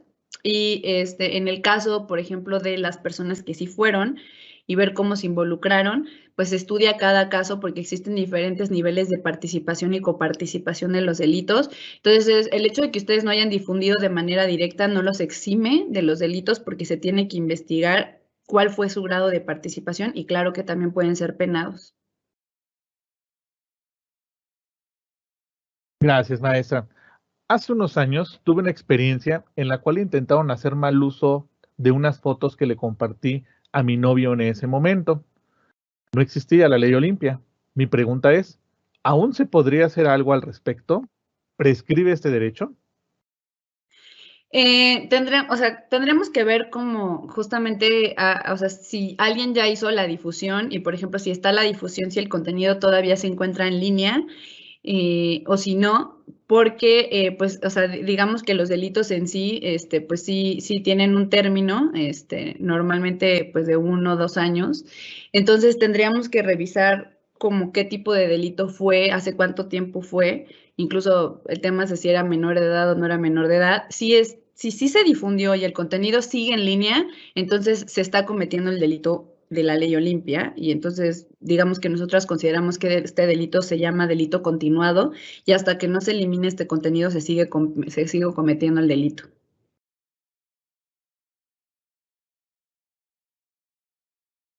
Perfecto, maestra. ¿Cómo se puede bajar el contenido de las plataformas de pornografía, ya que fue violentado el derecho de intimidad? Híjole, qué complicado. Mira, normalmente, dependiendo de la página, pero no sé si ustedes se dieron cuenta, pero hubo una noticia por ahí de Pornhub, una de las páginas súper famosas de pornografía, en el que ellos aseguraban que todo su contenido era consensuado. Tuvieron que hacer el estudio, el análisis y la investigación y que descubrieron que más del 70% del contenido que tenían era no consensuado por las víctimas y lo tuvieron que bajar. Aquí hay un tema porque pues Pornhub en teoría no es un poco más una empresa más constituida, no voy a decir decente, pero una empresa mejor constituida que otras páginas donde no podemos ubicar ni quién pertenece, ni quién la administra, ni nada. Entonces es difícil, ¿no? A veces lo que se hace es que de manera directa, páginas web sobre todo, se contacta a la página, al administrador, como les digo, o al dueño del dominio de Internet y se le exige que elimine este contenido porque pues es contenido no consensuado. Pero de pronto, pues si no tenemos esta forma de contactar, pues la fiscalía va a tratar justamente de hacer una solicitud por medio de esta parte, ¿no? De las medidas de protección para eliminarlo y también pues existen como algunas instituciones, ahora sí que ayudan al tema de Internet como ICANN o NIC México, que podrían ayudarnos también a tratar de bajar ciertos contenidos o bloquear, eliminar ciertos dominios de Internet para que sea más difícil encontrar los contenidos. Lo que sí es que no es un tema fácil bajarlos de las páginas web. Es mucho más fácil solicitarles a las plataformas cuando están en páginas de fan como de Facebook o están vinculadas a una cuenta de Twitter, porque ahí sí se puede contactar directo a las plataformas de redes sociales, pero en el caso de servidores web es mucho más complejo. Gracias, maestra. Buenos días. Hace unos años, esa ya fue la que le dimos lectura, perdón. ¿Cuál es su opinión sobre que ya se está perdiendo la igualdad de género y que ahora se protege más a una mujer?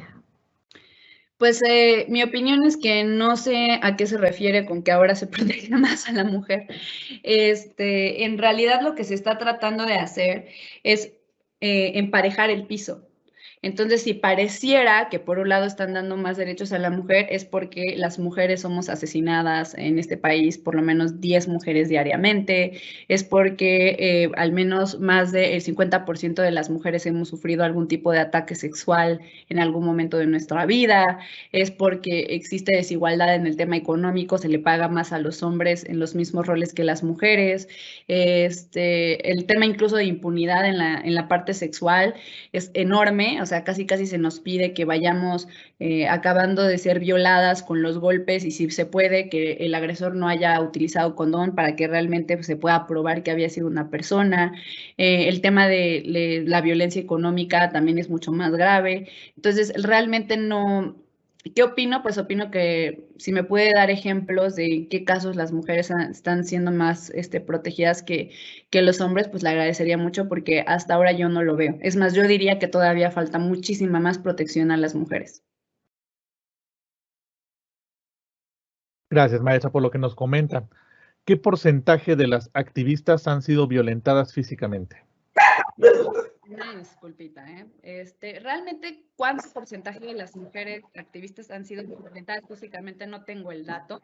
Pero bueno, sí nos queda claro que ha habido un ataque constante a las mujeres, tanto en las marchas, como que también incluso en escuelas y todo este tipo de temas. Entonces, no tengo un porcentaje tal cual, pero pues nada más te diría que hiciéramos un seguimiento directo y no a través de los medios ahora sí que de las autoridades sobre qué está pasando, por ejemplo, en las marchas.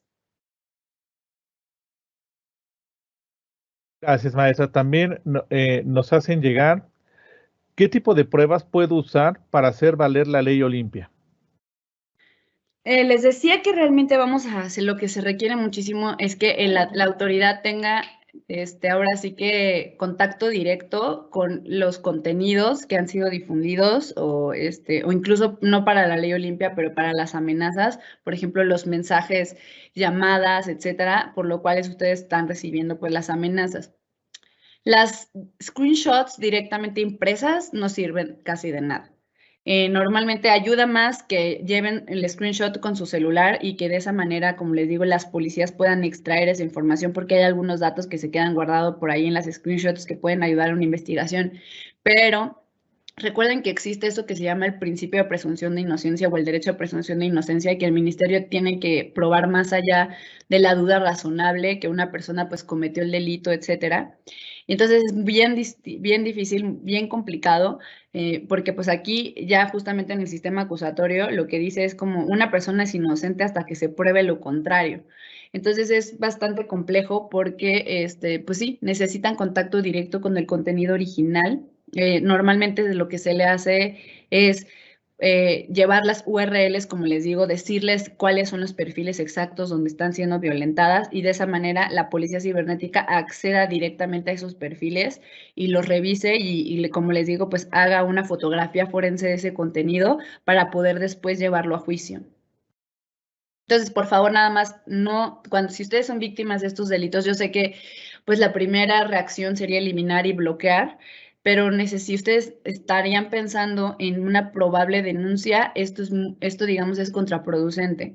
Entonces, no contesten, pero sí hay que, ahora sí que tratar de no bloquear y sobre todo no, ahora sí que no denunciar las páginas en ese momento, sino que ir lo más rápido que se pueda pues al Ministerio Público más cercano a su domicilio.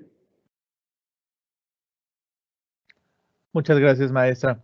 ¿Considera o sería de mejor ayuda que más que una pena privativa de la libertad por delito de acoso sexual, sería más eficaz una detención para atención en terapia psicológica en algún hospital psiquiátrico?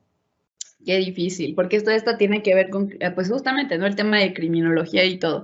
Ustedes saben que pues, existen diferentes perfiles de los sujetos que agreden, de los criminales, y ahora sí que dar una respuesta generalizando por todos, pues es bastante complicado. Lo que sí puedo decirte es que yo no creo, al menos, que el tema de violencia psicológica y de violencia de género, por ejemplo, tenga que ver con un tipo de problema psicológico, o así como más bien un trastorno o algo así, ¿no? Sí creo que tuvo que ver con una educación machista, con un contexto sociocultural, y ciertamente en algunos perfiles, seguramente ustedes sabrán más que yo, puede ser superable, pero también puede haber otros perfiles que no. Entonces creo que tendríamos que hacer un estudio de justamente quiénes son estos perfiles, porque además, pues como les dije, hay diferentes tipos de agresores, ¿no? Tanto el exnovio o el novio que difunde, como también las personas que se dedican de manera ahora sí que profesional a engañar a las víctimas para también hacer una explotación, es decir, a cambio de dinero de esos contenidos. Entonces, no es el mismo perfil, no son los mismos objetivos, la edad es diferente, la educación es diferente. Entonces, ahora sí que como les digo, ustedes más que yo sabrán que tendría que estudiarse el perfil criminológico del agresor y ver en cuáles una pena es necesaria, una pena privativa y en cuáles no. Gracias, maestra. Remontándonos un poquito, hace unos minutos comentábamos de un exnovio hizo unas fotos, utilizó unas fotos y si prescribía el derecho, nos hacen un complemento. En ese entonces era menor de edad y las fotos se borraron, pero el chico me seguía amenazando en subirlas nuevamente. ¿Qué procede ahí? Digo que depende de que hace cuánto haya pasado este tema de la amenaza, pero si fue hace muchos años, digo, no sé cuántos fue, probablemente entonces sí ya prescribió el delito. Gracias, maestra. ¿Podríamos considerar que las legislaciones que se han llevado a cabo hasta este momento son únicamente de carácter pliativo? ¿Esto podríamos considerarlo como violencia estructural y o simbólica? ¿Usted considera que un estudio desde la sociología y jurídica tendría cabida sobre la eficacia y la efectividad de la legislación sobre la perspectiva de género? Claro, vamos ahora sí que poquito a poco, con las preguntas son varias. Justamente hablando si es nada más de carácter paliativo, híjole, qué difícil pregunta, ¿no? Porque por una parte, si se dan cuenta, pues sí, la iniciativa de la Ley Olimpia, pues sí fue dirigida por la sociedad civil, pero de pronto también yo empecé a ver cómo los partidos políticos, los gobernadores, los legisladores, pues lo politizaron y ya lo llevaban como estandarte. Y más que entender el tema, más que buscar una solución, ahora sí que por entero, pues en realidad solo se trataba de eso, de tener la palomita de la Ley Olimpia y ya. Por otro lado, a lo mejor hasta también la sociedad civil ayudó un poco a esto por el tema de aplaudirles demasiado el tema de hacer su trabajo. Como les dije, esto no es un trabajo solamente que se cure con una ley, sencillamente no. Como les dije, pues hay un tema de ineficacia en justamente la justicia penal para las víctimas. Entonces, pues de nada sirve o servirá tener una ley Olimpia si no es aplicada. Y ahorita no está siendo aplicada. Entonces, si me preguntas hoy, si esto no mejora, si no existen las, ahora sí que capacitaciones, si no empezamos a ver un tema de aplicación concreta, de reparación a la víctima, entonces sí, la ley Olimpia fue un paliativo. Y luego, ¿esto podríamos considerarlo como una violencia estructural y simbólica? Así es. Como te digo, la violencia digital en sí no es una nueva violencia, sino es como producto de las otras violencias. Es parte también de una violencia mediática, digamos, porque evidentemente todo viene también atrás de estos estereotipos que se tienen ya construidos sobre lo que es una mujer, cómo ejercemos la sexualidad y además pues se está utilizando un medio de comunicación. Entonces pues en realidad sí está empapado, como que todas las violencias de pronto pues están medio ahí engranadas, lamentablemente. Y luego sobre el estudio, sí creo que sí deberíamos de ya empezar a hacer justamente el estudio sobre qué tan efectivo ha sido el tema de legislación con perspectiva de género, no entendiendo, y ya sí lo entiendo, que la legislación haya sido inútil. O sea, tiene varios puntos donde donde se ha ayudado a visibilizar, a reconocer. Pero como les digo, finalmente ustedes lo saben, una norma que no se aplica, entonces pues es de adorno nada más, ¿no? Si no tiene consecuencias, pues como eso, nada más está ahí en el papel, entonces no es eficaz, no es eficiente. No creo que sea por un tema de que esté enfocado en la perspectiva de género, sino más bien que se están sacando leyes con buenas intenciones, pero en la aplicación pues sigue habiendo este sistema patriarcal, estas personas machistas, misóginas, y el Estado es patriarcal también, ¿no? Las autoridades son patriarcales, entonces pues es complicado. Muchas gracias, maestra. Voy a dar lectura a esta pregunta, está un poquito larga. ¿Cuáles razones considera que inciden en la falta de atención, sanción y prevención de la violencia hacia la mujer, ya que universidades, escuelas, lugares de trabajo, instituciones en general, cuando conocen de estos hechos por la propia denunciante, solo realizan extrañamientos mínimos, amonestaciones privadas o cartas compromiso que no evitan que nuevamente se repita esta conducta y que no reparan ni previenen futuras situaciones de violencia por parte de los agresores? Pues las razones pueden ser muchísimas dependiendo justamente, ¿no? Si se trata de una empresa, si se trata de una escuela, etcétera. Si vemos, pues también lamentablemente, y no podemos eliminar el hecho del reconocimiento de los derechos de las otras personas, ¿no? Y lo que ha pasado es que normalmente, si se dan cuenta, les piden a las víctimas como de, oh, pues si eres víctima, denuncia, como si denunciar implicara necesariamente una justicia para la víctima, y además no necesariamente, aunque fuiste víctima, la sentencia se traduce en una sentencia favorable hacia ti. Entonces, esta es una problemática, una idealización y romantización del derecho que ustedes saben que no existe, ¿no? Es decir, gana el que a veces tiene mejor abogado, ¿no? El que puede pagar mejor. Están involucrados temas de corrupción, de impunidad. Entonces, creo que mucho es que tienen miedo a las instituciones a violentar otros derechos y recibir denuncias o demandas por parte, pues, de estos agresores, ¿no? Y que justamente, pues, por ahí les puedan pegar. Otro tiene que ver con las vacas sagradas, ¿no? Porque normalmente a muchos de estos agresores eran respetados como las vacas sagradas, y el tema de la reputación de las escuelas, por ejemplo, se basa en estas vacas sagradas, y de pronto se dan cuenta que su vaca sagrada es un agresor, pues no lo quieren tocar, porque saben de alguna manera que no solamente él, sino muchos de sus vacas sagradas son agresores, pero además, pues el daño reputacional que va a tener la marca de la escuela y esto. Entonces, las razones son vastas, grandísimas. Finalmente tiene que ver con un tema de prioridad, incluso de la construcción que estamos llevando a este mundo, de qué es lo que consideramos éxito, qué es lo que consideramos honor, reputación, qué es lo que admiramos. Es el demasiado, pues ahora sí que el estudio profundo que se tiene que hacer de este sistema patriarcal como tal. Les digo, puede ser miedo, hay demasiados elementos, pero en sí, pues es esto, la causa y la razón principal es que seguimos viviendo en un sistema patriarcal. Gracias, maestra. ¿Qué estados de la República Mexicana aplica la ley Olimpia? Si quieren, les ponemos otra vez en el mapilla. Que sería más fácil decirles cuáles no, pero en este momento solamente me acuerdo que Querétaro está a punto de aprobarla o la está estudiando o algo así. Y ahí hubo un tema con Jalisco medio extraño también, en el que la subieron, luego la bajaron, la derogaron sin que se dieran cuenta. Un tema horrible. Pero a ver, déjenme ver. No, pues justamente les estoy poniendo la que no es. Espérenme tantito.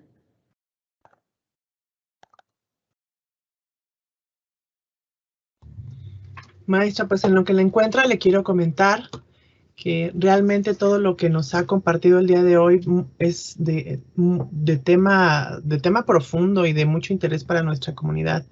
Ojalá pronto podamos ponernos de acuerdo para que nos regale quizá un curso taller de lo que es esta cuestión de equidad de género, que creo que tenemos que tener una cultura, y por lo que preguntaba una de nuestras alumnas, que es Getsemaní, en esta parte de cómo hacer que la educación tenga este equilibrio, pues yo le pediría que ojalá nos pueda regalar un poquito de más tiempo más adelante.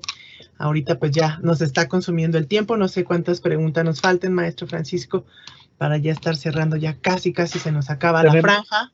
Tenemos 7 preguntas todavía, no sé si podamos cerrar esas 7 y ya poder concluir este bloque. Excelente. Les voy a pasar por aquí por el chat la ficha técnica de la Ley Olimpia, donde viene justamente todas las tipificaciones que se han dado. Por si lo quieren ver, lo pueden googlear como ficha técnica de la Ley Olimpia y les va a aparecer en orden jurídico todos los estados, el artículo, la pena de la Ley Olimpia.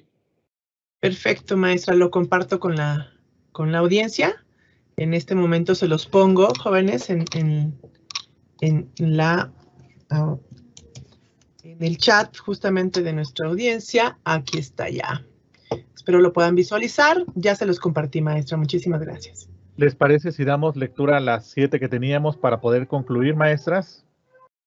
Adelante, maestro, por favor. Perfecto. ¿Qué derecho constitucional es diferente para hombres y mujeres? Híjole, pues, o sea, derecho constitucional diferente, no encuentro ninguno. O sea, no significa que evidentemente la Constitución, que la mexicana en lo particular creo que es muy aspiracional, pues diga que los hombres y las mujeres somos iguales ante la ley cuando en la aplicación no es así. Entonces, si vemos también cuántas mujeres presidentas ha habido en México.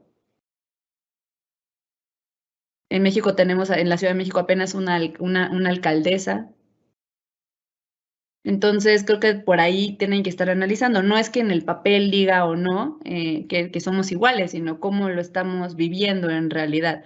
Les digo, la Constitución, si se dan cuenta, es aspiracional, ¿no? El derecho a la educación para todos, el derecho al Internet para todos. ¿Es así o no es así? Entonces, nada más por ahí hay que cuestionar.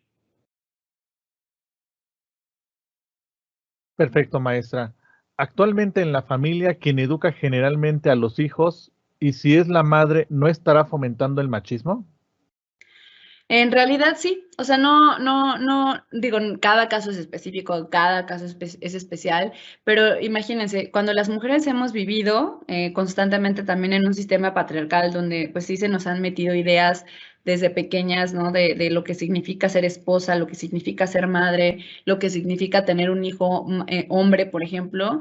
En realidad, pues sí, las mujeres a veces sin querer, a lo mejor sin ser bastante conscientes de lo que están haciendo, fomentan el machismo y fomentan que existan pues hombres machistas también. Entonces sí, también hay una responsabilidad por parte de la educación cuando además pues no estás consciente de este sistema patriarcal en el que vives. Incluso ni siquiera eres como consciente de que tú has sido víctima.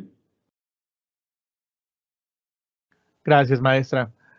Desde hace aproximadamente 2 años he sido violentada de manera digital por una mujer, desde memes ofensivos hasta amenazas de perfiles falsos sobre abuso sexual y violación. ¿Esto también puede proceder? Aclara que es mujer y también incitó a más personas a acosarme de la misma manera. Sí, en realidad también el sujeto activo en el tipo penal y normalmente en todas las leyes no determinan que tenga que ser hombre o mujer. En el caso de la Ley Olimpia, por ejemplo, en el caso de amenazas, extorsión y todo esto, tampoco se hace una diferenciación. Entonces, si la agresora es mujer, pues también puede ser denunciada y también puede ser sentenciada sin ningún problema.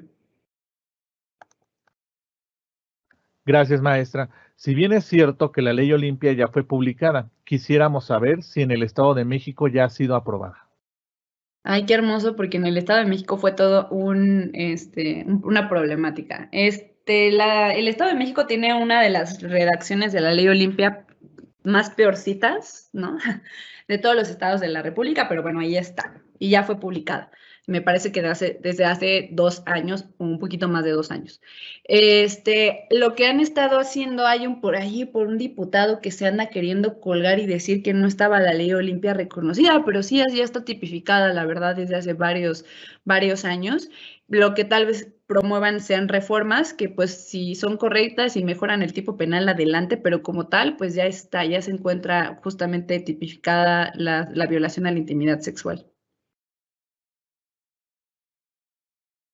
Gracias, maestra. Vamos por las últimas 3 preguntas. Comentan: hola, buenos días. He tenido en mente desarrollar una plataforma tipo OnlyFans, y para que todo esté en regla con las personas que pudieran monetizar el contenido, ¿qué elementos debería contener un contrato para que ambas partes estén seguras y no se violenten sus derechos? Híjole, qué pregunta tan difícil me estás haciendo. Primero, porque estoy en contra de las páginas de OnlyFans. No porque sea un tema de prejuicio ni de persinarme ni nada, pero sí por un tema de cuestionamiento a la industria pornográfica, incluso a la sexualidad vista desde un punto de vista nada más falocéntrico, pensando nada más en lo que a los hombres les gusta, cómo les gusta y todo esto, y finalmente pues se sigue explotando a las mujeres como si fueran producto de carne, tal cual. Entonces, por ese lado, pues estoy un poquito, a ti tengo que reconocerlo, en contra. Para las víctimas, para que estén un poco más seguras, no va a haber forma que estén seguras, ¿no? Eso es un hecho. La verdad es que hemos conocido un sinnúmero de chavas que han venido, nos han dicho que están en OnlyFans y que alguien más está difundiendo su contenido. Porque como les dije, una vez que tú ya tienes contacto algo en línea, pues puedes screenshotearlo, incluso puedes sacarle una foto directa con tu celular a la pantalla y hacer la difusión. Entonces es bastante complejo. Lo que sí podría decirte es que especificar concretamente que las personas que tienen acceso a ese contenido no tienen el derecho a, pues, publicarlo ni a difundirlo, y que las personas que se vean que estén haciendo eso o que se conozca, pues la plataforma pues ayudará a la víctima, ¿no? Justamente en un tema de investigación por los delitos que procedan. Estipular pues ciertamente cuáles son los derechos de las personas, y cuáles son las obligaciones que también tienen. Entonces creo que por ahí va, pero sí te quiero decir que nunca van a estar seguras. Gracias, maestra. Vamos por la penúltima pregunta, el comentario que nos hacen. Se mencionó lo de las marchas, pero ¿cómo se puede buscar la no violencia a la mujer si las mismas mujeres en las marchas son violentas?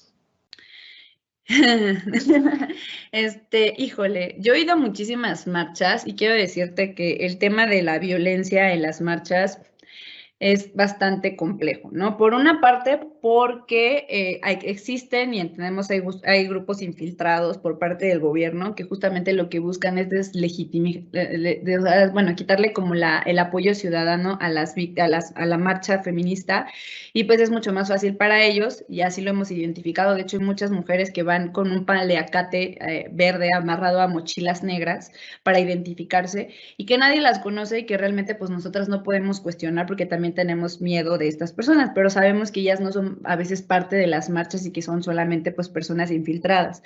Lo que normalmente no pasan en las noticias, y si ustedes no van a las marchas pues nunca se van a enterar, es que normalmente la violencia no viene de ellas, sino que normalmente ya ha habido una presión por parte de las policías, es decir, las Ateneas están desplegadas de una manera desproporcional en estas marchas.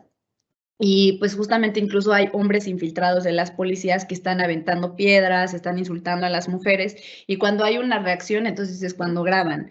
Entonces yo les diría que primero cuestionáramos realmente el tema de violencia, ¿no? Y violencia contra quién. Evidentemente existen hay temas de romper cristales, romper vidrios como una forma de protesta que puede ser cuestionado desde un punto de vista pues del dueño, ¿no? Evidentemente, pero también hay que cuestionarnos si no es necesario, porque solamente de esta manera las mujeres han llamado la atención, lamentablemente, de las personas, porque hacemos activismo en la academia, hacemos activismo en la parte gubernamental, hacemos libros, conferencias, y todo esto, pues todo lo que estoy haciendo, por ejemplo, ahorita yo, no es publicado ni así, pero ¿qué tal el día que ven a una mujer grafiteando algo? Entonces sí lo publican y entonces sí lo difunden. Entonces, ¿a qué le están poniendo atención? Si quieren que las mujeres dejemos a lo mejor de hacer esos actos, entonces empiecen ustedes a apoyar los otros tipos de protesta, y a lo mejor de esa manera las mujeres podemos encontrar un camino, porque ahorita no lo encontramos, no nos escuchan de ninguna manera. Perfecto, vamos entonces con el último cuestionamiento. Nos siguen llegando, maestra, pero también ya tenemos el tiempo nos está consumiendo. Voy a dar lectura a este último y los demás se los hacemos llegar, maestra, para que muy gentilmente nos dé respuesta y lo podamos compartir con la comunidad de esas preguntas que ya no, por el tiempo ya no se pudieron formular. La última pregunta. Siendo que estos casos que se dan por las nuevas páginas como OnlyFans, que promueven casos de violencia, ¿usted recomendaría que se puedan quitar todas las páginas que promuevan daño a las personas? Las páginas de OnlyFans en sí, pues hay que cuestionarlas, como les digo, y hay que cuestionar en sí todo lo que tiene que ver con la industria pornográfica y qué es lo que lleva a una mujer a este tipo de industria y cómo lleva a cabo pues los hechos y los actos de la pornografía. Como les digo, siempre pensada mucho en lo que a los hombres, que son los consumidores principales de pornografía, les gusta y quieren. Esto por un lado, ¿no? Entonces, estas páginas, pues sí, también deberían ser cuestionadas, pero con todo este contexto, ¿no? Es porque las mujeres llegan ahí, pues a lo mejor no encuentran oportunidades en otros lugares, o porque el ejercicio de su sexualidad como ellas quieren, pues está también viciado, porque ya no encuentran su identidad, ¿no? Esto también es cierto. O sea, nada más hay que cuestionarlo primero y luego ya ver qué hacemos con ellas. Sobre otras páginas que pueden estar vulnerando derechos, pues sí, sencillamente, si no entienden, hay que bajarlas y hay que iniciar justamente pues denuncias y procedimientos legales en contra de los administradores y dueños de estas plataformas. Excelente, Muchísimas maestra. Gracias. Gracias, maestro Millán. Ya me atravesé aquí. Muchísimas gracias, maestra. Pues creo que es momento de cerrar esta ponencia. Gracias por su tiempo. Realmente el día de hoy hemos aprendido mucho de lo que es la ley Olimpia y la violencia digital. Y quiero hacer este comentario para toda la audiencia que tenemos. Los hombres y las mujeres tenemos los mismos derechos, derechos que debemos hacer valer en todo momento. Hoy los jóvenes, hoy ustedes jóvenes, tienen en sus manos la posibilidad de hacer lo mejor que todas las demás generaciones. Ustedes aquí y ahora pueden hacer la diferencia en su día a día, en su casa, en el trabajo, en la oficina, porque este tema que estamos exponiendo es de toda la vida, desde tiempo atrás, como ya lo comentaba la maestra. Entonces, les exhorto a conducirse en cada momento de forma impecable, en acción y de palabra, porque ustedes pueden hacer la diferencia en nuestro país y con nuestra gente. Ustedes de una manera pacífica, sin necesidad de una revolución, cada uno desde su lugar puede hacer la diferencia para que los hombres y las mujeres tengamos este equilibrio en nuestro día a día y que se respete en todo ámbito el derecho de ser hombre, de ser mujer o viceversa. Aquí, como dice la maestra, no es cuestión de si eres hombre o es mujer. El derecho ahí está. Nuestra Constitución nos da estos derechos y en todo momento los tenemos que hacer valer. ¿Cómo? Con respeto. Con respeto a ser hombre, con respeto a ser mujer. Hoy día, este tipo de temas pues nos simbran y nos mueven, porque la violencia que nosotros mismos generamos o lo que se va generando no se puede responder con violencia, es lo que menos tenemos que hacer. Pero hay sectores de nuestra sociedad que están haciendo esto, como la maestra Stephanie, ¿verdad? Que ha luchado y estuvo inmersa en este hacer de esta ley para que nuestro país se respete. Y sí, lo da origen la violencia contra las mujeres, pero también puede hacerse valer por hombres. Ya no lo compartió ella, porque tanto hombres como mujeres están siendo violentados y no es justo que a raíz de una relación se publiquen cosas personales y yo haga abuso de esa relación. Cuando yo siempre les exhorto, lo que empieza bien tiene que acabar. Entonces hay que respetarnos y ustedes pueden hacer la diferencia. Pues maestra, muchísimas gracias. Me parece que todo esto que el día de hoy nos ha compartido, pues realmente es tan trascendental en la vida de cada uno de nosotros que, pues bueno, tenemos que hacer que todos los días podamos compartir todo esto que nos ha hecho llegar y que creo que cada uno de nosotros se lleva al trabajo este momento. Maestro Millán, fíjate que no logro ver la parte para compartir. Te voy a mandar por WhatsApp para que me ayudes a compartir el presente reconocimiento a la maestra, porque no logro ponerlo en la pantalla, maestro, por favor. Sí, No de sé hecho, si- maestra sí. Moni, a mí tampoco me aparece la opción de compartir. ¿No? No. Ah, ay. Solo la maestra tiene este privilegio. Sí.